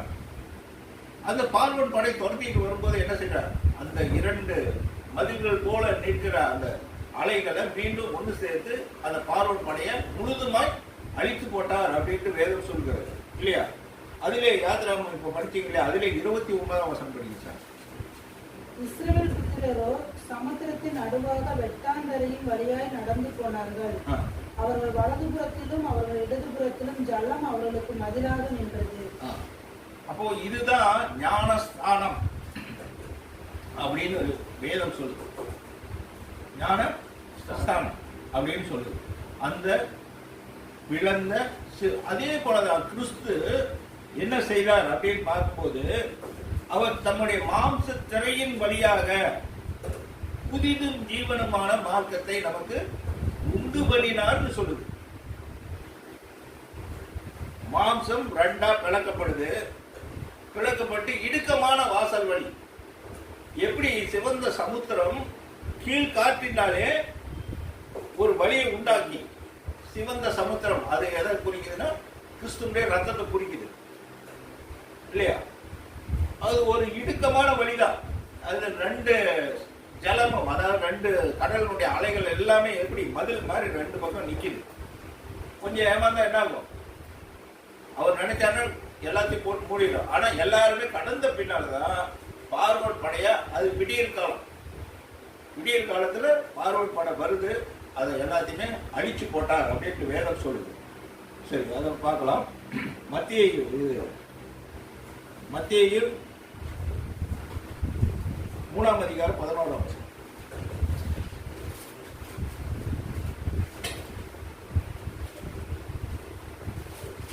மனம் திரும்புதலுக்கு என்று நான் ஜலத்தினால் உங்களுக்கு ஞானஸ்தானம் கொடுக்கிறேன். எனக்கு பின் வருகிறவரோ என்னிலும் வல்லவராய் இருக்கிறார். அவருடைய பாதரட்சிகளை சுமக்கிறதற்கு நான் பாத்திரன் அல்ல. அவர் பரிசுத்த ஆவியினாலும் அக்னியினாலும் உங்களுக்கு ஞானஸ்தானம் கொடுப்பார். இப்போ வந்து யோவான் ஸ்நானகன் வந்து எதுல கொடுக்கிறார், ஜலத்துல ஞானஸ்தானம் கொடுக்கிறார். ஆனா கிறிஸ்து ஜலத்துல கொடுத்தாரா அப்படின்னு பார்க்கும், முதல்ல கொடுத்தாரு, அப்புறம் அதுக்கு பின்னால் சீசர்ல தான் கொடுத்தாருன்னு வேத வசனம் சொல்லுது, அவர் கொடுக்கலன்னு சொல்லுது. அப்படி இருக்கும்போது கிறிஸ்து எதுல ஞானஸ்தானம் கொடுக்கிறாருன்னு வேதம் சொல்லுது, பரிசுத்தாவியினாலும் அக்னியினாலும் ஞானஸ்தானம் கொடுப்பாருன்னு இருக்கு. இங்க பரிசுத்தாவி எதை குறிக்குது, இந்த சிவந்த சமுத்திரத்துல பரிசுத்தாவிங்கிறது எதை குறிக்குது, வழியை உண்டாக்கப்படுகிற கீழ்காற்றை கொடுக்குது இல்லையா? அப்புறம் மேகஸ்தம்பம், அக்னி ஸ்தம்பம், 2 ஸ்தம்பம் வந்து அவங்க வழி நடத்துது இஸ்ரவேல் ஜனங்களை. பகல்ல எந்த ஸ்தம்பம், மேகஸ்தம்பம், இரவுல அக்னி ஸ்தம்பம். அப்போ இதுதான் அவர் அக்னினாலும் உங்களுக்கு ஞானஸ்தானம் கொடுப்பார் அப்படின்னு சொல்லுது வேதம். அக்னினா நம்மை சுற்றி, அதாவது 1 பேதுரு 1ஆம் அதிகாரம் 4ஆம் அதிகாரம் 17ஆம் வசனம். 1 பேதுரு 4:17 12 1 பேதுரு 4:12. பிரியமானவர்களே, உங்களை சோதிக்கும்படி உங்கள் நடுவில் பற்றி எறிகிற அக்னியை குறித்து ஏதோ புதுமை என்று தெரியாமல் கிறிஸ்துவின் மகிமை வெளிப்படும் போது நீங்கள் படிப்புக்கு மகிழும்படியாக அவருடைய பாடுகளுக்கு நீங்கள் பங்காளிகளானதால் சந்தோஷப்படுங்கள். இப்ப இதுதான் நம்மை சுற்றி எரிகிற அக்னி. அப்போது கீழ்காற்று உஷ்ணத்தை உண்டாக்குது, மேகஸ்தம்பம் இல்லையா? அந்த வலியை உண்டாகுது. வெட்டாந்தரை ஆகுதுன்னா என்ன ஆகணும், சூடான காற்று வீசணும். அப்போ எதற்காக அப்படி செய்யணும்? இப்போ வந்து நமக்கு வந்து பார்வோன் படை போல சத்ருவான நம்ம துரத்திக்கிட்டு வரோம். இருளினுடைய சக்தி நம்மளை ஜெயிக்க விடாம துரத்திக்கிட்டு வரோம். அப்போ கடவுள் என்ன செய்யறார், உபத்திரத்தின் மத்தியில தான் நமக்கு உதவி செய்கிறார். அப்ப என்ன செய்யறார், வெட்டாந்தரை கடல் மாதிரி இருக்கு உலகம். கடல்னா உலகம். இந்த உலகத்துல நமக்காக ஒரு பாதையை உண்டாக்குறார், நாம நடந்து போவதற்காக. அது எது, பரிசுத்த ஆவியினாலும் அவருடைய வார்த்தையாகிய அக்கினினாலும் நமக்கு ஒரு பாதையை உண்டாக்குறார். அதன் வழியாக நம்ம உள்ள பிரவேசிக்கிறோம். அப்ப மாம்ச திரை அப்படின்னா என்ன அர்த்தம், நம்முடைய சரீரம் கிழிக்கப்படும். நம்முடைய சரீரம் கிழிக்கப்படணும்னா என்ன அர்த்தம்? மாம்ச தன்மை கருவற்று போகணும். மாம்ச தன்மை. அப்ப மாம்சத்தை ஜெயிக்கணும். மாம்சத்தை ஜெயிக்காம நாம என்னதான் உபதேசம் கேட்டாலும் அது பிரயோஜனம் இல்லை. இந்த பிராக்டிக்கலை நாம செய்யணும். இந்த சரீரத்தை ஒடுக்கி கீழ்ப்படுத்தணும். கீழ்ப்படுத்தினால் மாத்திரம்தான் நாம் அவருடைய மாம்ச திரையின் வழியாக உள்ள பிரவேசித்து தைரியம் உண்டாயிற்று அப்படின்ட்டு வேதம் சொல்கிறது. அப்போ கிறிஸ்து தமது மாம்சத்தை கிழித்து அதில் திரை உண்டாக்கி அதன் வழியாக நம்மை இடுக்கமான வாசலை உண்டு பண்ணினார். அவர்கள் தன்னைத்தானே வெறுத்து பிதா சித்தம் என்ற சிலுவையை சுமந்து கிறிஸ்துவின் வாசல் வழியாக உட்பிரவேசித்து அவருடைய அடிச்சுவடுகளை பின்தொடர்ந்தார்கள். 1 பேதுரு 1:7. 1 பேதுரு 1:7. அழிந்து போகிற பொன் அக்கினியினாலே சோதிக்கப்படும் அதை பார்க்கலும் அதிக விலையேறப்பட்டதா இருக்கிற உங்கள் விசுவாசம் சோதிக்கப்பட்டு இயேசு கிறிஸ்து வெளிப்படும் போது உங்களுக்கு புகழ்ச்சியும் கனமும் மகிமையும் உண்டாக காணப்படும். அப்போ நம்முடைய விசுவாசம் சோதிக்கப்பட்டு தீரணும். ஏன்னா ஒரு பொன் சுட சுடதான் அது பிரகாசிக்குது, அதிக அதாவது மதிப்பு மாறுது, கழிவுகள் கசடைகள் நீக்குது. அதே போலதான் நமக்கு எத்தனை சோதனை வருகிறதோ அத்தனை சோதனை சகிக்கிற மனுஷன் பாக்கியவான். அப்போ தகப்பன் சிற்றிக்காத புத்திரன் உண்டோ. அப்போ நமக்கு வருகிற சோதனை எதுக்குன்னா அவர் நம்மை காண்கிறார், நம்மோடு இருக்கிறார், நம்மை வழி நடத்துகிறார் அப்படின்னு தான் அர்த்தம். நம்ம கரம் பிடிச்சு வழி நடத்தி போறார். இந்த உலகம் என்ன செய்யும்? நமக்கு உபத்திரத்தை தான் தரும். இந்த உலகம் நமக்கு உபத்திரத்தை தரும். அந்த உபத்திரத்தின் வழியாக நாம் இந்த பரலோக ராஜ்யத்துக்கு உண்டான ராஜ்யத்துக்குள்ள அநேக உபத்திரத்தின் வழியாக தான் ராஜ்யத்துக்குள்ள பரலோக ராஜ்யத்துக்குள்ள நுழைய முடியும். மலவந்த பெண்ணுகிறவன் தான் பிடித்துக் கொள்கிறார். அப்ப அநேக உபத்திரம். தாவீது அதான் சொல்றார், உபத்திரம் பட்டது நல்லது, அதில் உம்முடைய பிரமாணங்களை நான் கற்றுக்கொண்டேன் அப்படிங்கிறார். அப்போ உபத்திரம் நமக்கு எதுக்காக வருகிறது? நாம உடனே உபத்திரம் வந்துருச்சுன்னா கடவுளே எனக்கு ஏன் இப்படி தண்டனை கொடுக்குறீங்கன்னு ஜெபிக்கிறது முதல்ல நிறுத்துங்க. நன்மைக்காக தான் செய்கிறார். ஏன்னா எல்லா சீசர்களுடைய லைஃபையும் எடுத்து பாருங்க, யாருமே லக்ஸுரியா இல்லை. ஆனா அவர்கள் தேவனுக்கு முன்பாக தேவ மனிதனாக வாழ்ந்து காட்டினார். நமக்கு அதுதான் தேவை.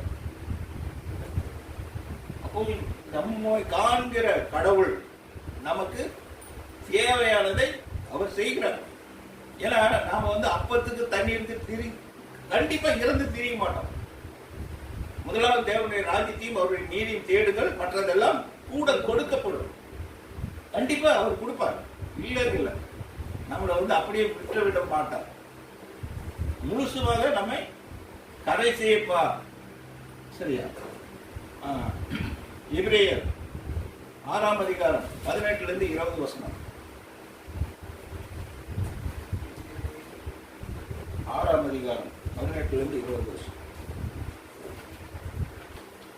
நமக்கு முன் வைக்கப்பட்ட நம்பிக்கையை பற்றி கொள்ளும்படி அடைக்கலமாய் ஓடி வந்த நமக்கு 2 மாறாத விசேஷங்களினால் நிறைந்த ஆறுதல் உண்டாகும்படிக்கு எவ்வளவேனும் பொய்யுரையாத தேவன் அப்படி செய்தார். அந்த நம்பிக்கை நமக்கு நிலையும் உறுதியும் திரைக்குள்ளாய் போகிறதுமான ஆத்துமா நங்கூரமாய் இருக்கிறது.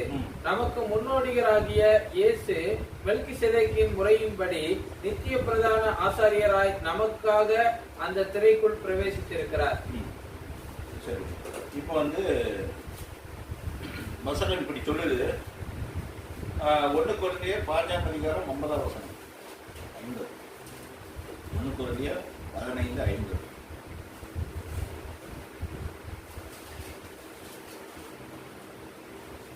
சகோதரரே, நான் சொல்லுகிறது என்னவெனில், மாம்சமும் இரத்தமும் தேவனுடைய ராஜ்யத்தை சுதந்திரிக்க மாட்டாது, அழிவுள்ளதும் அழியாமையை சுதந்திரிப்பதும் இல்லை. இப்போ இந்த வசனம் என்ன சொல்லுதுன்னா, மாம்சமும் ரத்தமும் கடவுளுடைய ராஜ்யத்தை சுதந்திரிக்க முடியாது. அப்போ வந்து நாம் இந்த மாம்சத்தை பேணி காக்கிறோமா, இல்ல இந்த மாம்சத்தை தவிர்த்து நம்முடைய ஆவல் ராஜ்யத்தை சுதந்திரித்துக் கொள்றதில் இருக்கிறோமா? ஏன்னா இது வந்து பரலோக ராஜ்யத்தில் பிரவேசிக்க முடியாதுன்னு தெளிவா சொல்லுது. மாம்சம் ரத்தமும் தேவனுடைய ராஜ்யத்தை சுதந்திரிக்க முடியாதுன்னு தெளிவா சொல்லுது. அப்படி இருக்கும்போது நாம் அதன் மேல வெற்றி சிறந்தால் மட்டும்தான் உள்ள பிரவேசிக்க முடியும். அதனாலதான் என்ன சொல்லுதுன்னா, நமக்கு வந்து ரெண்டு மாறாத நிலைமை, நமக்கு ரெண்டு மாறாத நிலைமை விசேஷம் நமக்கு கொடுக்கப்பட்டிருக்கு அப்படின்னு வேதம் சொல்லுது. என்னன்னா, நமக்கு நிலையான, அது படிக்கிறது அந்த எபிரேயர் 6ஆம் அதிகாரம் 19, 20. நமக்கு நிலையான ஆத்ம நங்கூரம் அப்படின்னு வாசம். நம்பிக்கை நமக்கு நிலையும் உறுதியும் நிலையும் உறுதியும் திரைக்குள்ளாக போகிறது. திரைக்கு உள்ளாக போகிற ஆத்ம நங்கூரம். அதாவது நம்பிக்கை நிலை, நம்பிக்கை நிலை, நிலைனா என்றென்றும் நிலைத்திருக்கிறது. அதே மாதிரி ஆத்ம நங்கூரம், நங்கூரம்ங்கிறது இப்போ கடல் வந்து போயிட்டு இருக்கு, அது வந்து ஒரு இடத்துல நிக்கிறதுக்காக போடப்படுகிற ஒரு இது. அது வந்து முதல்ல எப்படி இருந்தது, கல்லு மணல் இதெல்லாம் போட்டு நிறுத்தினாங்க. இப்போ வந்து இரும்புலே வந்துருச்சு ஆங்கர் அப்படின்னு. அதுல முதல்ல வந்து லத்தீன்ல வந்து அங்கோரா அப்படின்னு சொல்லுவாங்க, லத்தீன் மொழியில அங்கோரா. அது இப்போதான் ஆங்கரா மாறிடுச்சு.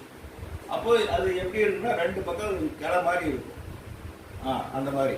அது வந்து உள்ள இறக்கி அப்படியே நிறுத்திக்கோ. அதே போலதான் கடவுளுடைய வார்த்தையானது நாம் தத்தளிக்காதபடிக்கு, அந்த அலைக்கடல்ல தத்தளிக்காதபடிக்கு நாம் உறுதியா இருப்பதற்கு ஆத்ம நங்கூரமாய் நம்மளை போட்டு இழுத்து கட்டுறார். இழுத்து கட்டி நாம அசையாதபடிக்கு. அதனாலதான் அந்த விசுவாசம் சோதிக்கப்பட்டு, பொன்னை போல சோதிக்கப்பட்டு, நாம வந்து பொன்னை போல எழுப்பி வருகிறோம். சரி, லூக்கா 12:49.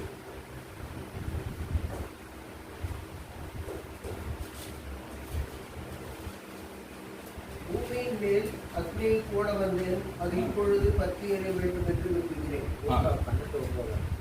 கரெக்டா. பூமியின் மேல் அக்னியை போட வந்தேன், அது இப்பொழுது பற்றி எரிகிறது. அப்ப கிறிஸ்து எதற்காக வந்தார்? அவருடைய அக்னி அஸ்திரம் மாகிய வசனம், அதுதான் இந்த பூமி மேல பற்றி எரிகிறது. பூமி மேல நெருப்பு எரிஞ்சா என்ன ஆகும்? பூமி பொசுங்கிடும் இல்லையா, சுத்தமாகும். அசுத்த கல் எல்லாம் சுத்தம் பண்றதுக்கு என்ன பண்றோம்? நெருப்பு வைக்கப்படும். அப்ப அதுக்காக தான் நம்முடைய அசுத்தமாக இருக்கிற நம்முடைய மாம்சத்தை எல்லாம் சுட்டு பொசுக்கிறதுக்காக தான் கடவுளுடைய வார்த்தை நமக்கு கொடுக்கப்படுது. அதுலதான் நம்ம சுட்டு அதை நம்ம பொசுக்கிறோம். அப்போ அதுல பொசுக்கும் போதுதான் நம்ம மாற்றம் அடைகிறோம், தெளிவடைகிறோம், உணர்வடைகிறோம். அப்போ சுட்ட சரீரம், இப்போ வந்து ஒரு விதைய சுட்டா மீண்டும் அது முளைக்குமா? அந்த தன்மை அற்று போயிடும். அதே போலதான் தேவனுடைய வார்த்தையால் சுடப்பட்ட சரீரம் மாம்ச தன்மை இழந்து ஆவின் தன்மையை அதிகரிக்கிறது. அதனாலதான் கிறிஸ்து சுட்ட அப்பமாகிய அவருடைய மாம்சத்தை நமக்கு கொடுக்கிறார். இந்த வாயு புசிகள் என்னுடைய சரீரமாக இருக்கிறது. சரி, இப்போது இப்போதான் இது ஃபைனல் முடிச்சிடறேன். இன்னொரு 10-15 நிமிஷம் எடுத்துக்கிறேன். எடுத்துக்கலாம்ல. மத்திய 7ஆம் அதிகாரம் 13-14 வசனம்.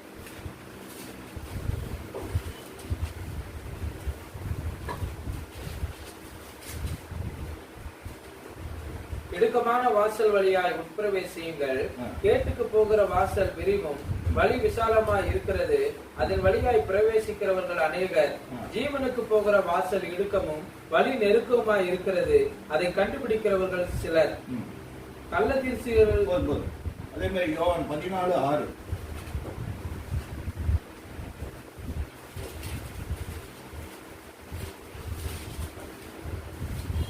அதற்கு இயேசு, நானே வழியும் சத்தியமும் ஜீவனுமாய் இருக்கிறேன், என்னை இல்லாமல் ஒருவனும் பிதாவினிடத்தில் வரான். என்ன?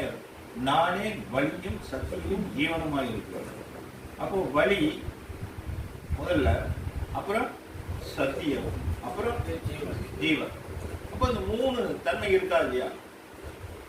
வழி, சத்தியம், ஜீவன். வழியில உள்ள பிரவேசித்தாதான் சத்தியத்தை கண்டடைய முடியும். சத்தியத்தை நிலைக்கிறது தான் ஜீவனை சுதந்திரிக்க முடியும். அதே போலதான் இப்போ வந்து ஆசாரிப்பு கூடாரம் எப்படி இருக்கு? 3 பார்ட் இருக்கு இல்லையா?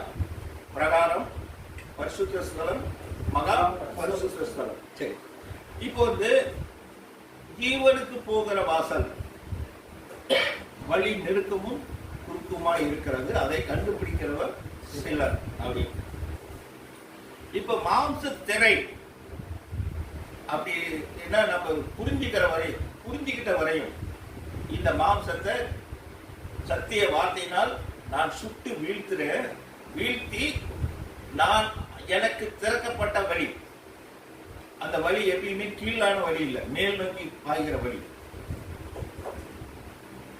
வந்து அவர் வந்து கூப்பிடுறாரு, நீ மேலே ஏஞ்சி வா, மேலே வா அப்படிங்கிற. அப்படின்னா இப்போ வந்து அந்தரங்கத்தில் காண்கிற ஒரு பிதா வெளியரங்கமாய் பலன் அளிப்பார் அப்படின்ட்டு சொல்லுது வசனம். அந்தரங்கத்தில் காண்கிற ஒரு பிதா. அப்போ வந்து தட்டுகள் திறக்கப்படும், தேடுகள் கண்டடைவீர்கள். இப்போ வந்து தட்டி திறக்கணும். அப்போ வந்து கிறிஸ்து வந்து அந்த பந்தி எங்க ஆயத்தப்படுத்துறாரு? மேல் வீட்டுல.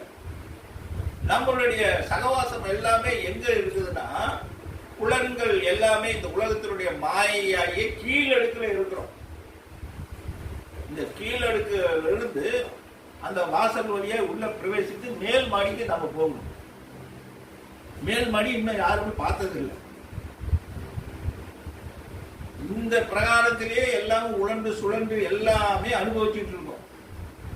இந்த பிரகாரத்திலிருந்து 2வது இதுக்கு ப்ரொமோட் ஆகி மேல போகணும். அதுக்கு படிக்கட்டு வழியா போயாகும். கிறிஸ்து தான் வழி. அதுக்கு படிக்கட்டு சத்தியம். அப்போ அந்த சத்தியத்துல நம்ம கொஞ்சம் கொஞ்சமா மேல ஏறி போறோம். ஏறி போகும்போது நாம் வந்து முதல் திரையை நம்ம கடந்தாகணும். முதல் திரை எப்படி இருக்கும்? வெண்மையான திரை கொடுக்கப்பட்டிருக்கு, வெள்ளி கொக்கினால் பின்னப்பட்டிருக்கு. அந்த முதல் திரையை திறந்தாதான் பிரகாரத்துக்குள்ள போக முடியும். பரிசுத்த ஸ்தலம், ஆசாரிப்பு கூடாது. அப்போ முதல் திரையை கடக்கணும், அது விளக்கணும். அப்போ முதல் திரையை கடக்கிறதுக்கு என்ன செய்யணும்? அதாவது பிரகாரத்தின் நுழைவாயில் ஒரு திரை, பரிசுத்த ஸ்தலத்தில் ஒரு திரை, மகா பரிசுத்த ஸ்தலத்தில் ஒரு திரை. அப்போ போவதற்கு ஒரு திரை உள்ளது. நாம் ஒவ்வொரு திரையாக கடக்க வேண்டும். இறுதியாக நம்முடைய இலக்கு மகா பரிசுத்த ஸ்தலத்திற்கு நுழைவது. 3 திரைகளுக்கு 3 வாசல்கள் உள்ளது. அப்போ வாசல்கள் நுழைய வேண்டும்னா திரை அகற்றப்பட வேண்டும். அப்போதுதான் நாம் வந்து ஒவ்வொரு வாசலில் புகுந்து அதன் ஸ்தலத்தில் நிலைநிற்க வேண்டும். இப்போ வந்து கிறிஸ்து தான் நமக்கு வாசல்னு சொல்லுது இல்லையா? இப்ப கிறிஸ்துவை நாம கண்டடைஞ்சிருக்கோமா? நம்ம ஏற்கனவே ஜீவன்ல பார்த்தோம். கிறிஸ்துவை நாம் கண்டடைஞ்சிருக்கிறோமா அப்படின்னு நாம் பார்க்கும்போது, வெள்ளித்திரை, வெள்ளினா என்னது? சத்தியம். வெள்ளித்திரை அது நீக்கப்பட வேண்டும். வெள்ளித்திரையை நீக்கினாதான் சுவாவம்ங்கிற பொன் திரைக்குள்ள நுழைய முடியும். தெய்வீக சுவாவம். தெய்வீக சுவாவம் எப்போ வரும்? மாம்சத்தை ஜெயிக்கிறவங்களுக்கு தான் தெய்வீக சுவாவம் வரும்.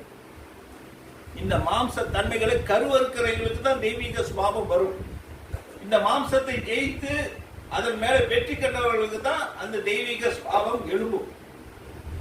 அப்ப 2ஆம் திரைக்குள்ளதான் அந்த தெய்வீக சுவாவம் இருக்கு. அதுதான் பரிசுத்த ஸ்தலம். அங்க இப்போ வந்து இதுல வந்து என்ன செய்யறாங்க? பலி செலுத்துறது, காணிக்கை செலுத்துறது, ஆடு மாடுகளை வெட்டி அதை வந்து எல்லாமே சுத்தம் பண்றதுல இருந்து எல்லாமே இந்த பிரகாரத்துல தான் பண்றாங்க. தண்ணி தொட்டியில இருந்து எல்லாமே அங்கதான் இது எல்லாருமே செய்யறாங்க. ஆனா பரிசுத்த ஸ்தலத்துக்குள்ள போனா மாம்சம் கிடையாது. அங்க இருக்கிறவங்க எதை சாப்பிட்டாகணும்? அங்க இருக்கிற அப்பத்தை மட்டும்தான் சாப்பிடணும். குத்துவலுக்கு வெளிச்சத்தில் தான் இருக்கணும். தூப பீடத்துல தான் தன்னுடைய பலியை செலுத்தணும். இந்த 3 காரியம் தான் செய்யணும் பரிசுத்த ஸ்தலத்தில். இப்போ இஸ்ரேல் ஜனங்கள் மாதிரி எகிப்திலிருந்து கடவுள் அவங்களை கானானுக்கு பிரவேசித்து கூட்டிட்டு வர்றார்.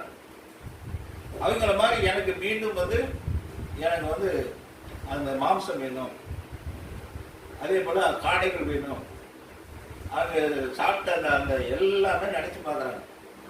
அந்த மாதிரி நாம் மகா பரிசுத்த ஸ்தலத்துக்குள்ள பிரவேசிக்கும் போது நாம பின்னோக்கி இழுக்கிற சக்திகள் அதிகமா இருக்கும். மீண்டும் பழைய நிலைமைக்கே திரும்பாதபடிக்கு எல்லாத்தையும் விட்டு ஒரு நிலையிலிருந்து நம்ம உள்ள பிரவேசிக்கிறோம். அப்படி பிரவேசிக்கும் போது நம்மை இழுக்கக்கூடிய சக்திகள் அதிகமா இருக்கும். அதுதான் இருளினுடைய சக்திகள். அந்த பாவ கரைகளை நம்ம விட்டு எடுபடாதபடிக்கு மீண்டும் வேறுட்டு தான் இருக்கும். அப்போ அதுக்கு என்ன செய்யணும் அப்படின்னா, இந்த மனுஷ சரீரமாகிய பாவ சரீரத்தை மறிக்க செய்ய வேண்டும். அதுதான் குவாலிஃபிகேஷன்.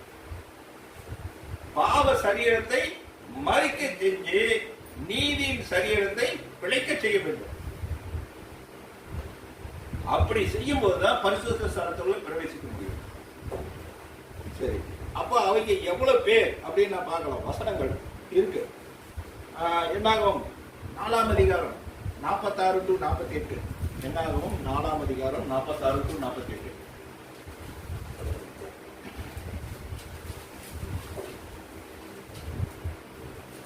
எண்ணாயிரத்து 580 பேராய் இருந்தார்கள்.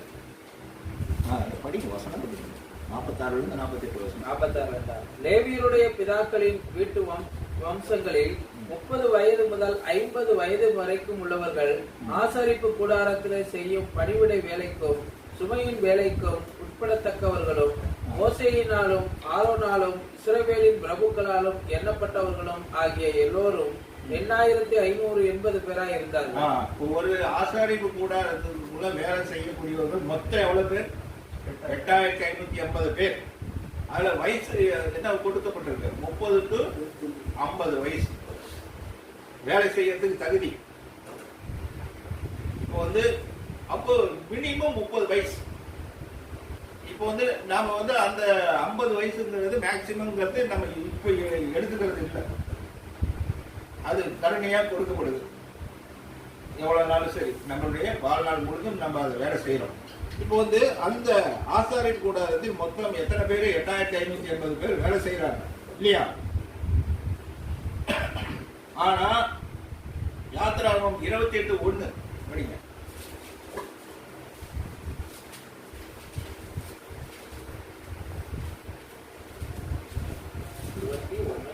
28:1.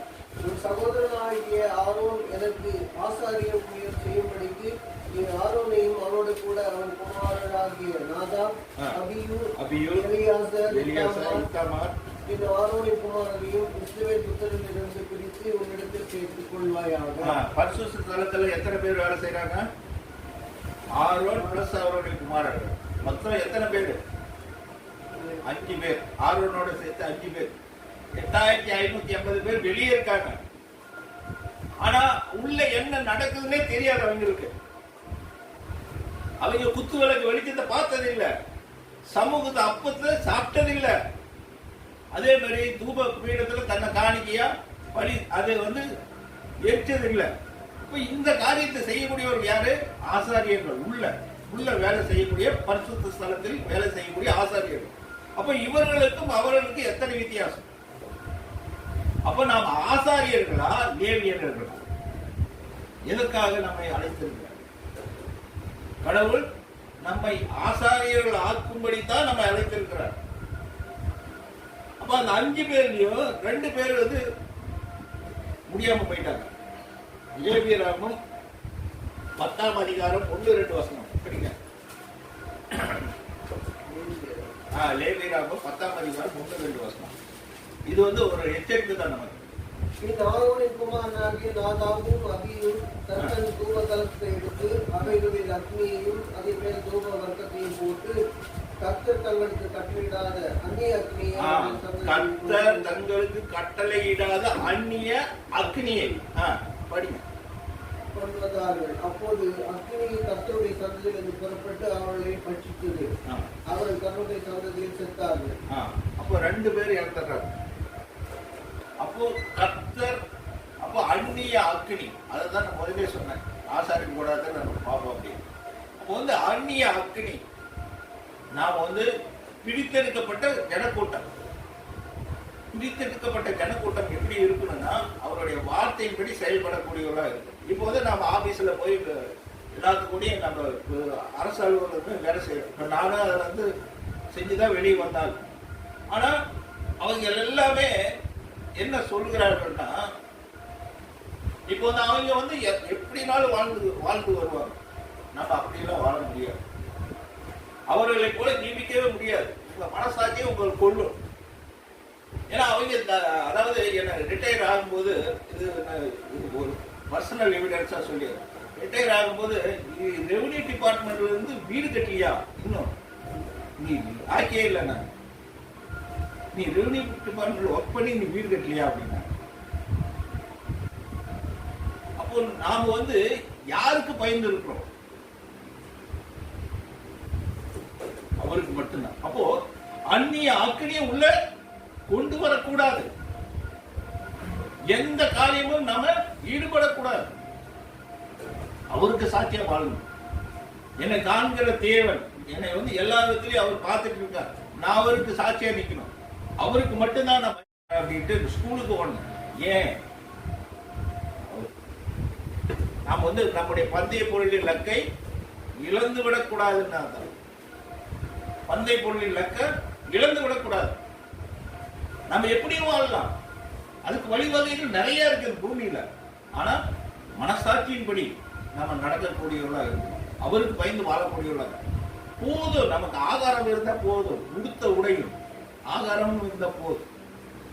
நாம் வந்து அவருடைய பிரமாணங்களின்படி ஜீவிச்சா போதும். எப்படினாலும் சரி அவருடைய ராஜ்யத்துக்குள்ள நம்ம பிரவேசித்தாகும். முதல்ல நம்ம பார்த்தோம், ஒரு கண் உடையனா இருந்தாலும் சரி, காலை தரிச்சு போட்டாவது, கையை தரிச்சு போட்டாவது, எப்படினாலும் உள்ள போயாகணும். எதுவுமே நம்ம முக்கியம் இல்லை. இந்த உலகம் எல்லாமே மாயை, அசுத்தமானது. நாம வந்து இந்த 2ஆம் தளத்துக்குள்ள போயாகணும். அங்க என்ன கிடைக்குன்னா வெறும் அப்பம் மட்டும்தான் கிடைக்கும். அப்ப 8580 பேருக்கு 3 பேர் அங்க உள்ள இருக்காங்க. ஏன்னா 2 பேர்த்த அழிக்க. அந்த 3 பேர் யாரு? மணவாட்டி, திரள் கூட்டம், காக்கப்படுற கூட்டம். அந்த 3 கூட்டம் 3 பேர் தான். அவர்கள் தான் உண்மையையும் உத்தமமான ஊழியக்காரர்கள், பரிசுத்த ஸ்தலத்தில் இருக்கக்கூடியவர்கள். அவர்களுக்கு என்ன கிடைக்கும்னா வெறும் அப்பம் மட்டும்தான் கிடைக்கும், வேற எதுவும் கிடைக்காது. அவங்க அதைத்தான் சாப்பிட்டு வாழ்ந்தாங்க. அது மட்டும்தான் கிடைக்கும். அதுதான் அவருடைய சித்தம். அப்போ லேவியர்களும் ஆசாரியர்களும் பிரகாரத்தில் உள்ள தண்ணி தொட்டியில் கல்வி கொள்ள வேண்டும். தமது மாம்ச அசுசி நீக்குதல் குறிப்பிடத்தக்கது. இயேசு கிறிஸ்து தேவனே உனக்கு பிரியமானதை செய்ய இதோ வருகிறேன் என கூறி தன்னை காளையாக பலி செலுத்தினார். லேவியர்கள் பிரகாரத்தில் மட்டும்தான் செயல்படக்கூடியவர்கள். ஆசாரியர்கள் பரிசுத்த ஸ்தலத்தில் உள்ளவர்கள். லேவியர்கள் சமூக அப்பங்களை புசிக்க முடியாது. அவர்களுக்கு மறைக்கப்பட்ட வெளிச்சத்தையும் பார்த்ததில்லை. பொற்பிடத்தில் தேவன் ஏற்றுக்கொள்கிற சுகந்த வாசனையை இட்டதில்லை. இதை செய்ய வேண்டும் என்றால் தேவனுக்கு முழு அர்ப்பணிப்பு என்ற திரையின் வழியாக பாவ நிவாரண நாளில் பலி செலுத்தப்பட வேண்டும். அப்போ வந்து நாம் வந்து பொன் திரையாகிய இந்த வெள்ளி திரையை நீக்கி 2ஆம் திரையாகிய பரிசுத்த ஸ்தலத்தில் உள்ள போகும். அதுக்காகத்தான் அவர்களுக்கு தான் புதிய மார்க்கம், புதிய மார்க்கத்தார், மாம்ச திரை விளக்கிய புதிய மார்க்கத்தார், புதிதும் ஜீவனும், இதுதான் பேர். அப்ப அந்த திரைக்குள்ள நாம இருக்கிறோமா? மாம்ச திரையை கிழித்து இரண்டாம் திரை, அதாவது இந்த கீழடுக்குல இருந்து மேலடுக்கு போறோமா, மேல் நோக்கி. ஏன்னா கிறிஸ்து அதுதான் ரெண்டாவது, அதாவது மேல் மாடியில தான் அவர் அந்த பந்தியை ஆசரிச்சார், கீழ் மாடியில் அல்ல. அப்படின்னா என்ன அர்த்தம்? அப்லிஃப்ட் பண்றாரு செகண்ட் போர்ஷன் அப்லிஃப்ட் பண்றாரு. எதுக்கு? பரிசுத்த ஸ்தலத்துக்கு. அப்போ அவருடைய சீசர்களாகி விரும்பக்கூடியவர்கள் அப்பத்தையும் அவருடைய ரத்தத்தை புசிக்கக்கூடியவர்கள் எங்க இருக்கணும்? ஆசாரியர்களா இருக்கணும். செகண்ட் இதுல இருக்கணும். இன்னமும் நான் இதுலயே சுத்தம் பண்ணிக்கிட்டே உட்காந்துக்கிட்டு இருந்தா எப்பதான் இரண்டாவது இதுக்கு போறது? பிரகாரத்திலே இருந்துகிட்டு இன்னும் எப்பதான் செகண்ட் ஃப்ளோர் போறது? அங்க போனாதான் அங்க வந்து எதுவுமே கிடைக்காது, வெறும் அப்பதான் கிடைக்கும், ஒண்ணும் கிடைக்காது. அதான் சாப்பிட்டாங்க. அதுதான் உண்மையும் கூட. ஏன்னா அவங்க எல்லாம் ஃபில்டர் பண்ணப்பட்டவர்கள். அதுலயும் வருது அந்நிய அக்னி கொண்டு வந்ததுக்காக 2 பேர்த்தை அடிச்சார். அப்ப எவ்வளவு பரிசுத்தமானது யோசனை பண்ணி பாருங்க. அப்ப அதுக்கு தகுதி உள்ளவர்களா நம்ம அழைச்சிருக்காரு. எல்லாத்துக்கும் அந்த வாய்ப்பு இருக்கு. ஒருபோதும் நம்மளுக்கு கொடுக்கப்பட்ட வாய்ப்பு இழந்துடக்கூடாது அப்படிங்கிறது வேதம் தருகிற எச்சரிக்கை. 1 பேதுரு 2ஆம் அதிகாரம் 5ஆம் வசனம் 2:5. ஜீவனுள்ள கற்களை போல ஆவிக்கேற்ற மாளிகையாகவும் இயேசு கிறிஸ்து மூலமாய் தேவனுக்கு பிரியமான ஆவிக்கேற்ற பலிகளை செலுத்தும்படிக்கு பரிசுத்த ஆசாரிய கூட்டமாய கட்டப்பட்டு வருகிறீர்கள். அதான் ஆவிக்கேற்ற பலிகளை செலுத்தும்படிக்கு பரிசுத்த ஆசாரிய கூட்டமாய் கட்டப்பட்டு வருகிறீர்கள். அப்ப நாம பரிசுத்த ஆசாரியர் கூட்டமா இல்ல லேவியர்களா? தேவனுடைய ஜனம் தான் லேவியர்கள் இல்லைங்கல்ல. ஆனாலும் ஆசாரியர்கள் தான் உள்ள போய் வேலை செய்ய முடியும். அப்ப இவர்கள் இந்த 2ஆம் ஸ்தலத்தில் நுழையாம மகா பரிசுத்த ஸ்தலத்துக்குள் பிரவேசிக்க முடியாது இல்லையா? அங்க என்ன இருக்கு? ஷகீனா, அதே மாதிரி கற்பனை பலகை, அதே மாதிரி சேராபீன்கள், கெருபீன்கள். அப்போ இதுதான் அங்க இருக்கு. அப்போ இந்த அப்பத்தை புசித்தவர்கள் மாத்திரம்தான் அந்த அடுத்த நிலைமைக்கு போக முடியும். அப்போ இது எப்பேற்பட்ட ஒரு பெரிய பாக்கியம் இல்லையா? இப்போதான் கம் டு த பாயிண்ட் வர. யோவான் 6ஆம் அதிகாரம் 55ஆம் வசனம் முடிச்சிடறேன், ஒரு 5 நிமிஷம்.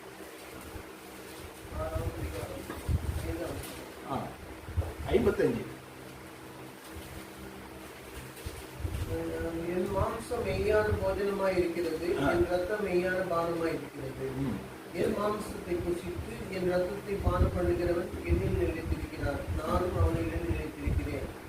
ஜீவனுள்ள பிதா என்னை அனுப்பினது போலவும் நான் பிதாவினால் பிழைத்திருக்கிறது போலவும் என்னை புசிக்கிறவனால் என்னாலே பிழைப்பான். அப்போ மாம்சம் அப்படிங்கிறது இங்க என்ன மாற்றம் அடைகிறது? அவர் வந்து தன் மாம்சத்தை புசிக்க கொடுக்கிறார். அது எது? சத்தியம். அப்போ நம்ம மாம்சம் எப்படி மாறுது? மறுவும் அடையுது, வார்த்தையாக மாறும். நம்மளுடைய மாம்சம் இச்சைக்கு ஆட்பட்டு இந்த மாம்சம் இப்ப எப்படி மாற்றம் அடைஞ்சிருக்கு? சத்தியத்தால் மாறின ஒரு சரி. அதே யோவான் 6ஆம் அதிகாரம் 51 52 வசனம். 6:52. நானே வனாந்தரத்தில் இறங்கின ஜீவ அப்பம், இந்த அப்பத்தை புசிக்கிறவன் என்றென்றைக்கும் பிழைப்பான். நான் கொடுக்கும் அப்பம், வானத்தில் இறங்கின நான் கொடுக்கும் அப்பம் உலகத்தின் ஜீவனுக்காக நான் கொடுக்கும் என் மாம்சமே என்றார். அப்பொழுது யூதர்கள் போதும். இப்போ வந்து அவர் வந்து வானத்தில் இருந்து இறங்கின அப்பம், இந்த அப்பத்தை வந்து பிதாக்கள் கொடுத்தார்களா அப்படின்னு பார்க்கும்போது இல்லைங்கிறார். அதெல்லாம் சாப்பிட்டவங்கெல்லாம் மறிச்சு போனாங்க. ஆனா நான் கொடுக்கிற அப்பம் வந்து என்றைக்கும் மறியாமல் இருப்பான் அப்படின்னு சொல்லப்படுது. அப்போ வந்து என்றென்றையும் மரியாதை இருக்கிற அப்பமாகிய ஜீவ வார்த்தை எங்க புசிக்க முடியும்? பரிசுத்த ஸ்தலத்துல தான் புசிக்க முடியும். அங்கதான் அந்த 6 அப்பம் அடுக்கி வைக்கப்பட்டிருக்கு. அந்த அப்பம் 12 அப்பம், 12 அப்போஸ்தலர் அவர்கள் எழுதிய சுவிசேஷ நிருபங்கள். அதை தான் நம்ம புசித்து இருக்கோம். அதான் தூய அப்பம். அந்த அப்பத்தை தான் அனுதினமும் புசிக்கிறோம். அந்த அப்பத்தை புசித்தவர்கள் தான், புசித்துக் கொண்டிருப்பவர்கள் தான் ஆசாரியர்கள், இல்லையா? எபேசியர் 5ஆம் அதிகாரம் 30 32 வசனம் முடித்துக்கிறோம்.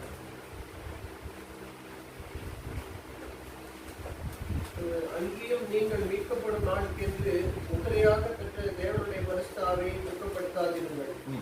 சகல விதமான கசப்பும் கோபமும் மூற்றமும் கூக்குரலும் தூஷணமும் மற்ற எந்த துக்கணமும் உங்களை விட்டு நீங்க கடவுள். எபேசியர் அப்படின்னா எபேசியர் 5:30-32. நாம் அவருடைய சரீரத்தின் அவயங்களாயும் அவருடைய மாம்சத்திற்கும் அவருடைய எலும்புகளுக்கும் உரியவர்களாய் இருக்கிறோம். இது நிமித்தம் மனுஷன் தன் தகப்பனையும் தன் தாயையும் விட்டு தன் மனைவியுடன் இசைந்து இருவரும் ஒரே மாம்சமாய் இருப்பார்கள். இப்போ வந்து எங்க கொண்டாந்து லிங்க் கொடுக்கிறாரு? கிறிஸ்துவின் சரீரத்தோட ஒரு லிங்க் கொடுக்கிறாரு. முதல்ல வந்து ஆதாம் ஏவாள் அவங்க 2 பேரும் இசைந்து இருந்தாங்க. இசைந்து இருந்து உள்ள வந்து என்ன ஆகுது? அந்த இசைந்திருக்குள்ள பாவம் உள்ள, அந்த பாவம் வித்தாகிய இச்சை உள்ள வந்துருக்கு. இப்போ வந்து நாம எல்லாம் என்ன செய்யறோம்? இச்சைய ஜெயிக்கிறோம். ஜெயிச்சு என்ன பண்றோம்? இந்த பாவ மாம்சத்தை அப்பமா மாத்துறோம். அவருடைய அப்பத்தினால அப்பமா மாத்துறோம். மாத்தின பின்னால என்ன ஆகிறோம்? அவருடைய சரீரத்துக்கு, அவருடைய மாம்சத்தினாலே அவருடைய எலும்புகளுக்கும் உரியவர்களாய் இருக்கிறோம். அப்ப மாம்சங்கிறது தேவனுடைய சத்தியம், எலும்புங்கிறது கற்பனை கட்டளை. எலும்பு அப்ப மாம்சம் எப்படி ஆயிருது? சத்தியமா மாறிடுது. எலும்புங்கிறது அவருடைய கற்பனை கட்டளைகளா மாறிடுது. அப்போ நம்முடைய சரீரம் மாற்றி அமைக்கப்பட்ட மறுவாக்கப்படுகிற ஒரு சரீரமா மாறுது. அதுதான் கிறிஸ்து மறுவும் மலையில செஞ்சே காட்டினார், மகிமின் சரீரம். இப்போ நாமும் எப்படி இருக்கோம்? கிறிஸ்து எப்படி இருக்காரோ அப்படியே அவர் இருக்கிற வண்ணமாக நாம் அவரை பார்ப்பதினால் அவருக்கு ஒப்பாயிருப்போம் என்று அறிந்திருக்கிறோம் அப்படின்னு 1 யோவான்ல எழுதுறார், இல்லையா? அப்ப அவருக்கு ஒப்பாயிருப்பதற்காகத்தான் நம்மை, அதனாலதான் புருஷன் தலை, கிறிஸ்து தலை, நாம் சரீரம். அப்போ இந்த புருஷன் தலையாகிய அவரிடத்தில் சரீரமாகிய நாம், அவர் வந்து ஏற்கனவே ஜெயிச்சிட்டார். மாம்சத்தை, பிசாசை எல்லாத்தையும் ஜெயிச்சிட்டார். அப்ப நாம வந்து இங்க அதாவது இந்த சரீரம் வந்து பரிசுத்த சரீரமா இருந்தாதான் அவரோட போய் சேர முடியும். இல்ல நான் அழுக்கும் உலக இச்சையும் மாம்சம் எல்லாத்தையும் நான் அப்படியே போட்டு வேறு உண்டு எனக்கு அப்படியே இருக்கேன், நான் போய் சேர முடியுமா அவரோட? அதான் அவர் மகா பரிசுத்தர். அந்த தலையோட இந்த சரீரம் போய் சேரணும்னா என்ன ஆகணும்? சரீரமும் பரிசுத்தமாக இருக்க வேண்டும். அப்பதான் இந்த பரிசுத்த அவருக்குள் நான் போய் சேர வேண்டும். அப்ப மாம்ச திரை அப்படிங்கிறது எதை காட்டுதுன்னா அவரோடு ஒன்றி போதல். இந்த உலகத்தினுடைய திரையாகிய இந்த மாயைகள் அகற்றப்பட்டு பரிசுத்த ஸ்தலம்ங்கிற திரை நமக்காக நீக்கப்பட்டு அதனோடு நாம் போய் சேருகிறோம். அவருக்குள்ள வாசல், அவர்தான் வாசல், அவர்தான் சத்தியம், அவர்தான் ஜீவன். வாசல் வழியாக பிரவேசித்தால் சத்தியத்தை அறியலாம், சத்தியத்துக்குள்ள போனால் ஜீவன் உண்டு. அதுதான் 3 திரைகள், 3 வாசல்கள். மாம்ச திரைங்கிறது என்ன அப்படின்னு பார்க்கும்போது கிறிஸ்து தான். அந்த வழியாக தான் நம்ம உள்ள பிரவேசிக்கிறோம். அது அந்த திரையின் வழியாக உள்ள பிரவேசித்து நாம் வந்து என்ன செய்யறோம்? வெறும் அப்பம் மட்டும் சாப்பிடக்கூடியவர்களால் மாறுகிறோம். சரி, இந்த வசனத்தோடு முடிச்சுக்கிறோம். 1 யோவான் 3ஆம் அதிகாரம் 2ஆம் வசனம். பிரியமானவர்களே, இப்பொழுது தேவனுடைய பிள்ளைகளாய் இருக்கிறோம். இனி எவ்விதமாய் இருப்போம் என்று இன்னும் வெளிப்படவில்லை. ஆகிலும் அவர் வெளிப்படும் போது அவர் இருக்கிற வண்ணமாகவே நாம் அவரை தரிசிப்பதினால் அவருக்கு ஒப்பாய் இருப்போம் என்று அறிந்திருக்கிறோம். அவருக்கு ஒப்பாய் இருப்போம் என்று அறிந்திருக்கிறோம். அப்போ வந்து நாம வந்து அவருக்கு ஒப்பாய், அப்போ கிறிஸ்துக்கு ஒப்பான என்ன அர்த்தம்? அவருடைய சாயலாக சிருஷ்டிக்கப்பட்ட. அப்போ வந்து புருஷனுக்கு ஏற்ற ஒரு சரீரமாகத்தான் நம்ம இங்க மாறிக்கொண்டு இருக்கிறோம் அப்படிங்கறத வேதம் நமக்கு தெரிகிற உத்தரவாதம். அப்ப இசைந்திருத்தல், ஆதாம் ஏவாளுக்குள்ள இசைந்திருக்கிற அந்த தன்மை அவர்களை மகிமைக்குள் கொண்டு போக கடவுள் சிருஷ்டித்தார். அதே போலதான் கிறிஸ்துக்கும் நமக்கும்.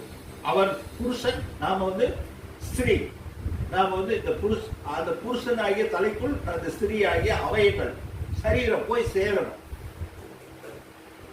அப்படி சேர்றதுதான் இசைந்திருத்தல், மாம்ச திரை. அந்த திரையின் வழியாக உள்ள பிரவேசிக்கிறவர்களுக்கு தான் அந்த வாய்ப்பு கிடைக்கும் அப்படிங்கிறது வசனம் தெளிவாக சொல்லுது. அதனால நமக்கு கொடுக்கப்பட்ட இந்த பந்தய பொருளை இலக்கை இழந்து விடாதபடிக்கு நாம் வந்து சென்று சேர கிருபை செய்ய வேண்டும். இதுதான் மல்கியா 2ஆம் அதிகாரம் 5 வசனம் சொல்லுது. மல்கியா 2:15.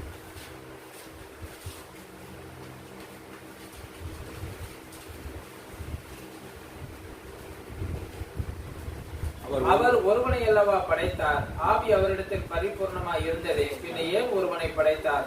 தேவ பக்தியுள்ள சந்ததியை பெரும்படித்தானே. ஆகையால் ஒருவனும் அதாவது ஒருவனை அல்லவா படைத்தார், ஆவி அவனுக்குள்ள பரிபூர்ணமாய் இருந்தது. அந்த ஒருவன் கிறிஸ்து. அந்த கிறிஸ்துவில் சேருகிற நாமும் ஒருவராய் சேருகிறோம். அப்போ முதல்ல கொடுக்கப்பட்ட அந்த ஒருவர் இருவரானது இருவர் இப்போ ஒருவரா மாறுவது. இதுதான் சூட்சுமம். முதல்ல வந்து ஒருவர் இருவராக்கப்பட்டாங்க, இப்போ வந்து இருவர் ஒருவராக்கப்படுறாங்க. ஒரே சரீரம், அப்படித்தான் வசனம் சொல்லுது. ஒரு சரீரம் ரெண்டாக்கப்பட்டது, இப்போ வந்து 2 சரீரம் ஒரே சரீரமா மாறுது. இதுதான் சூட்சம். சரி, இதாதாமே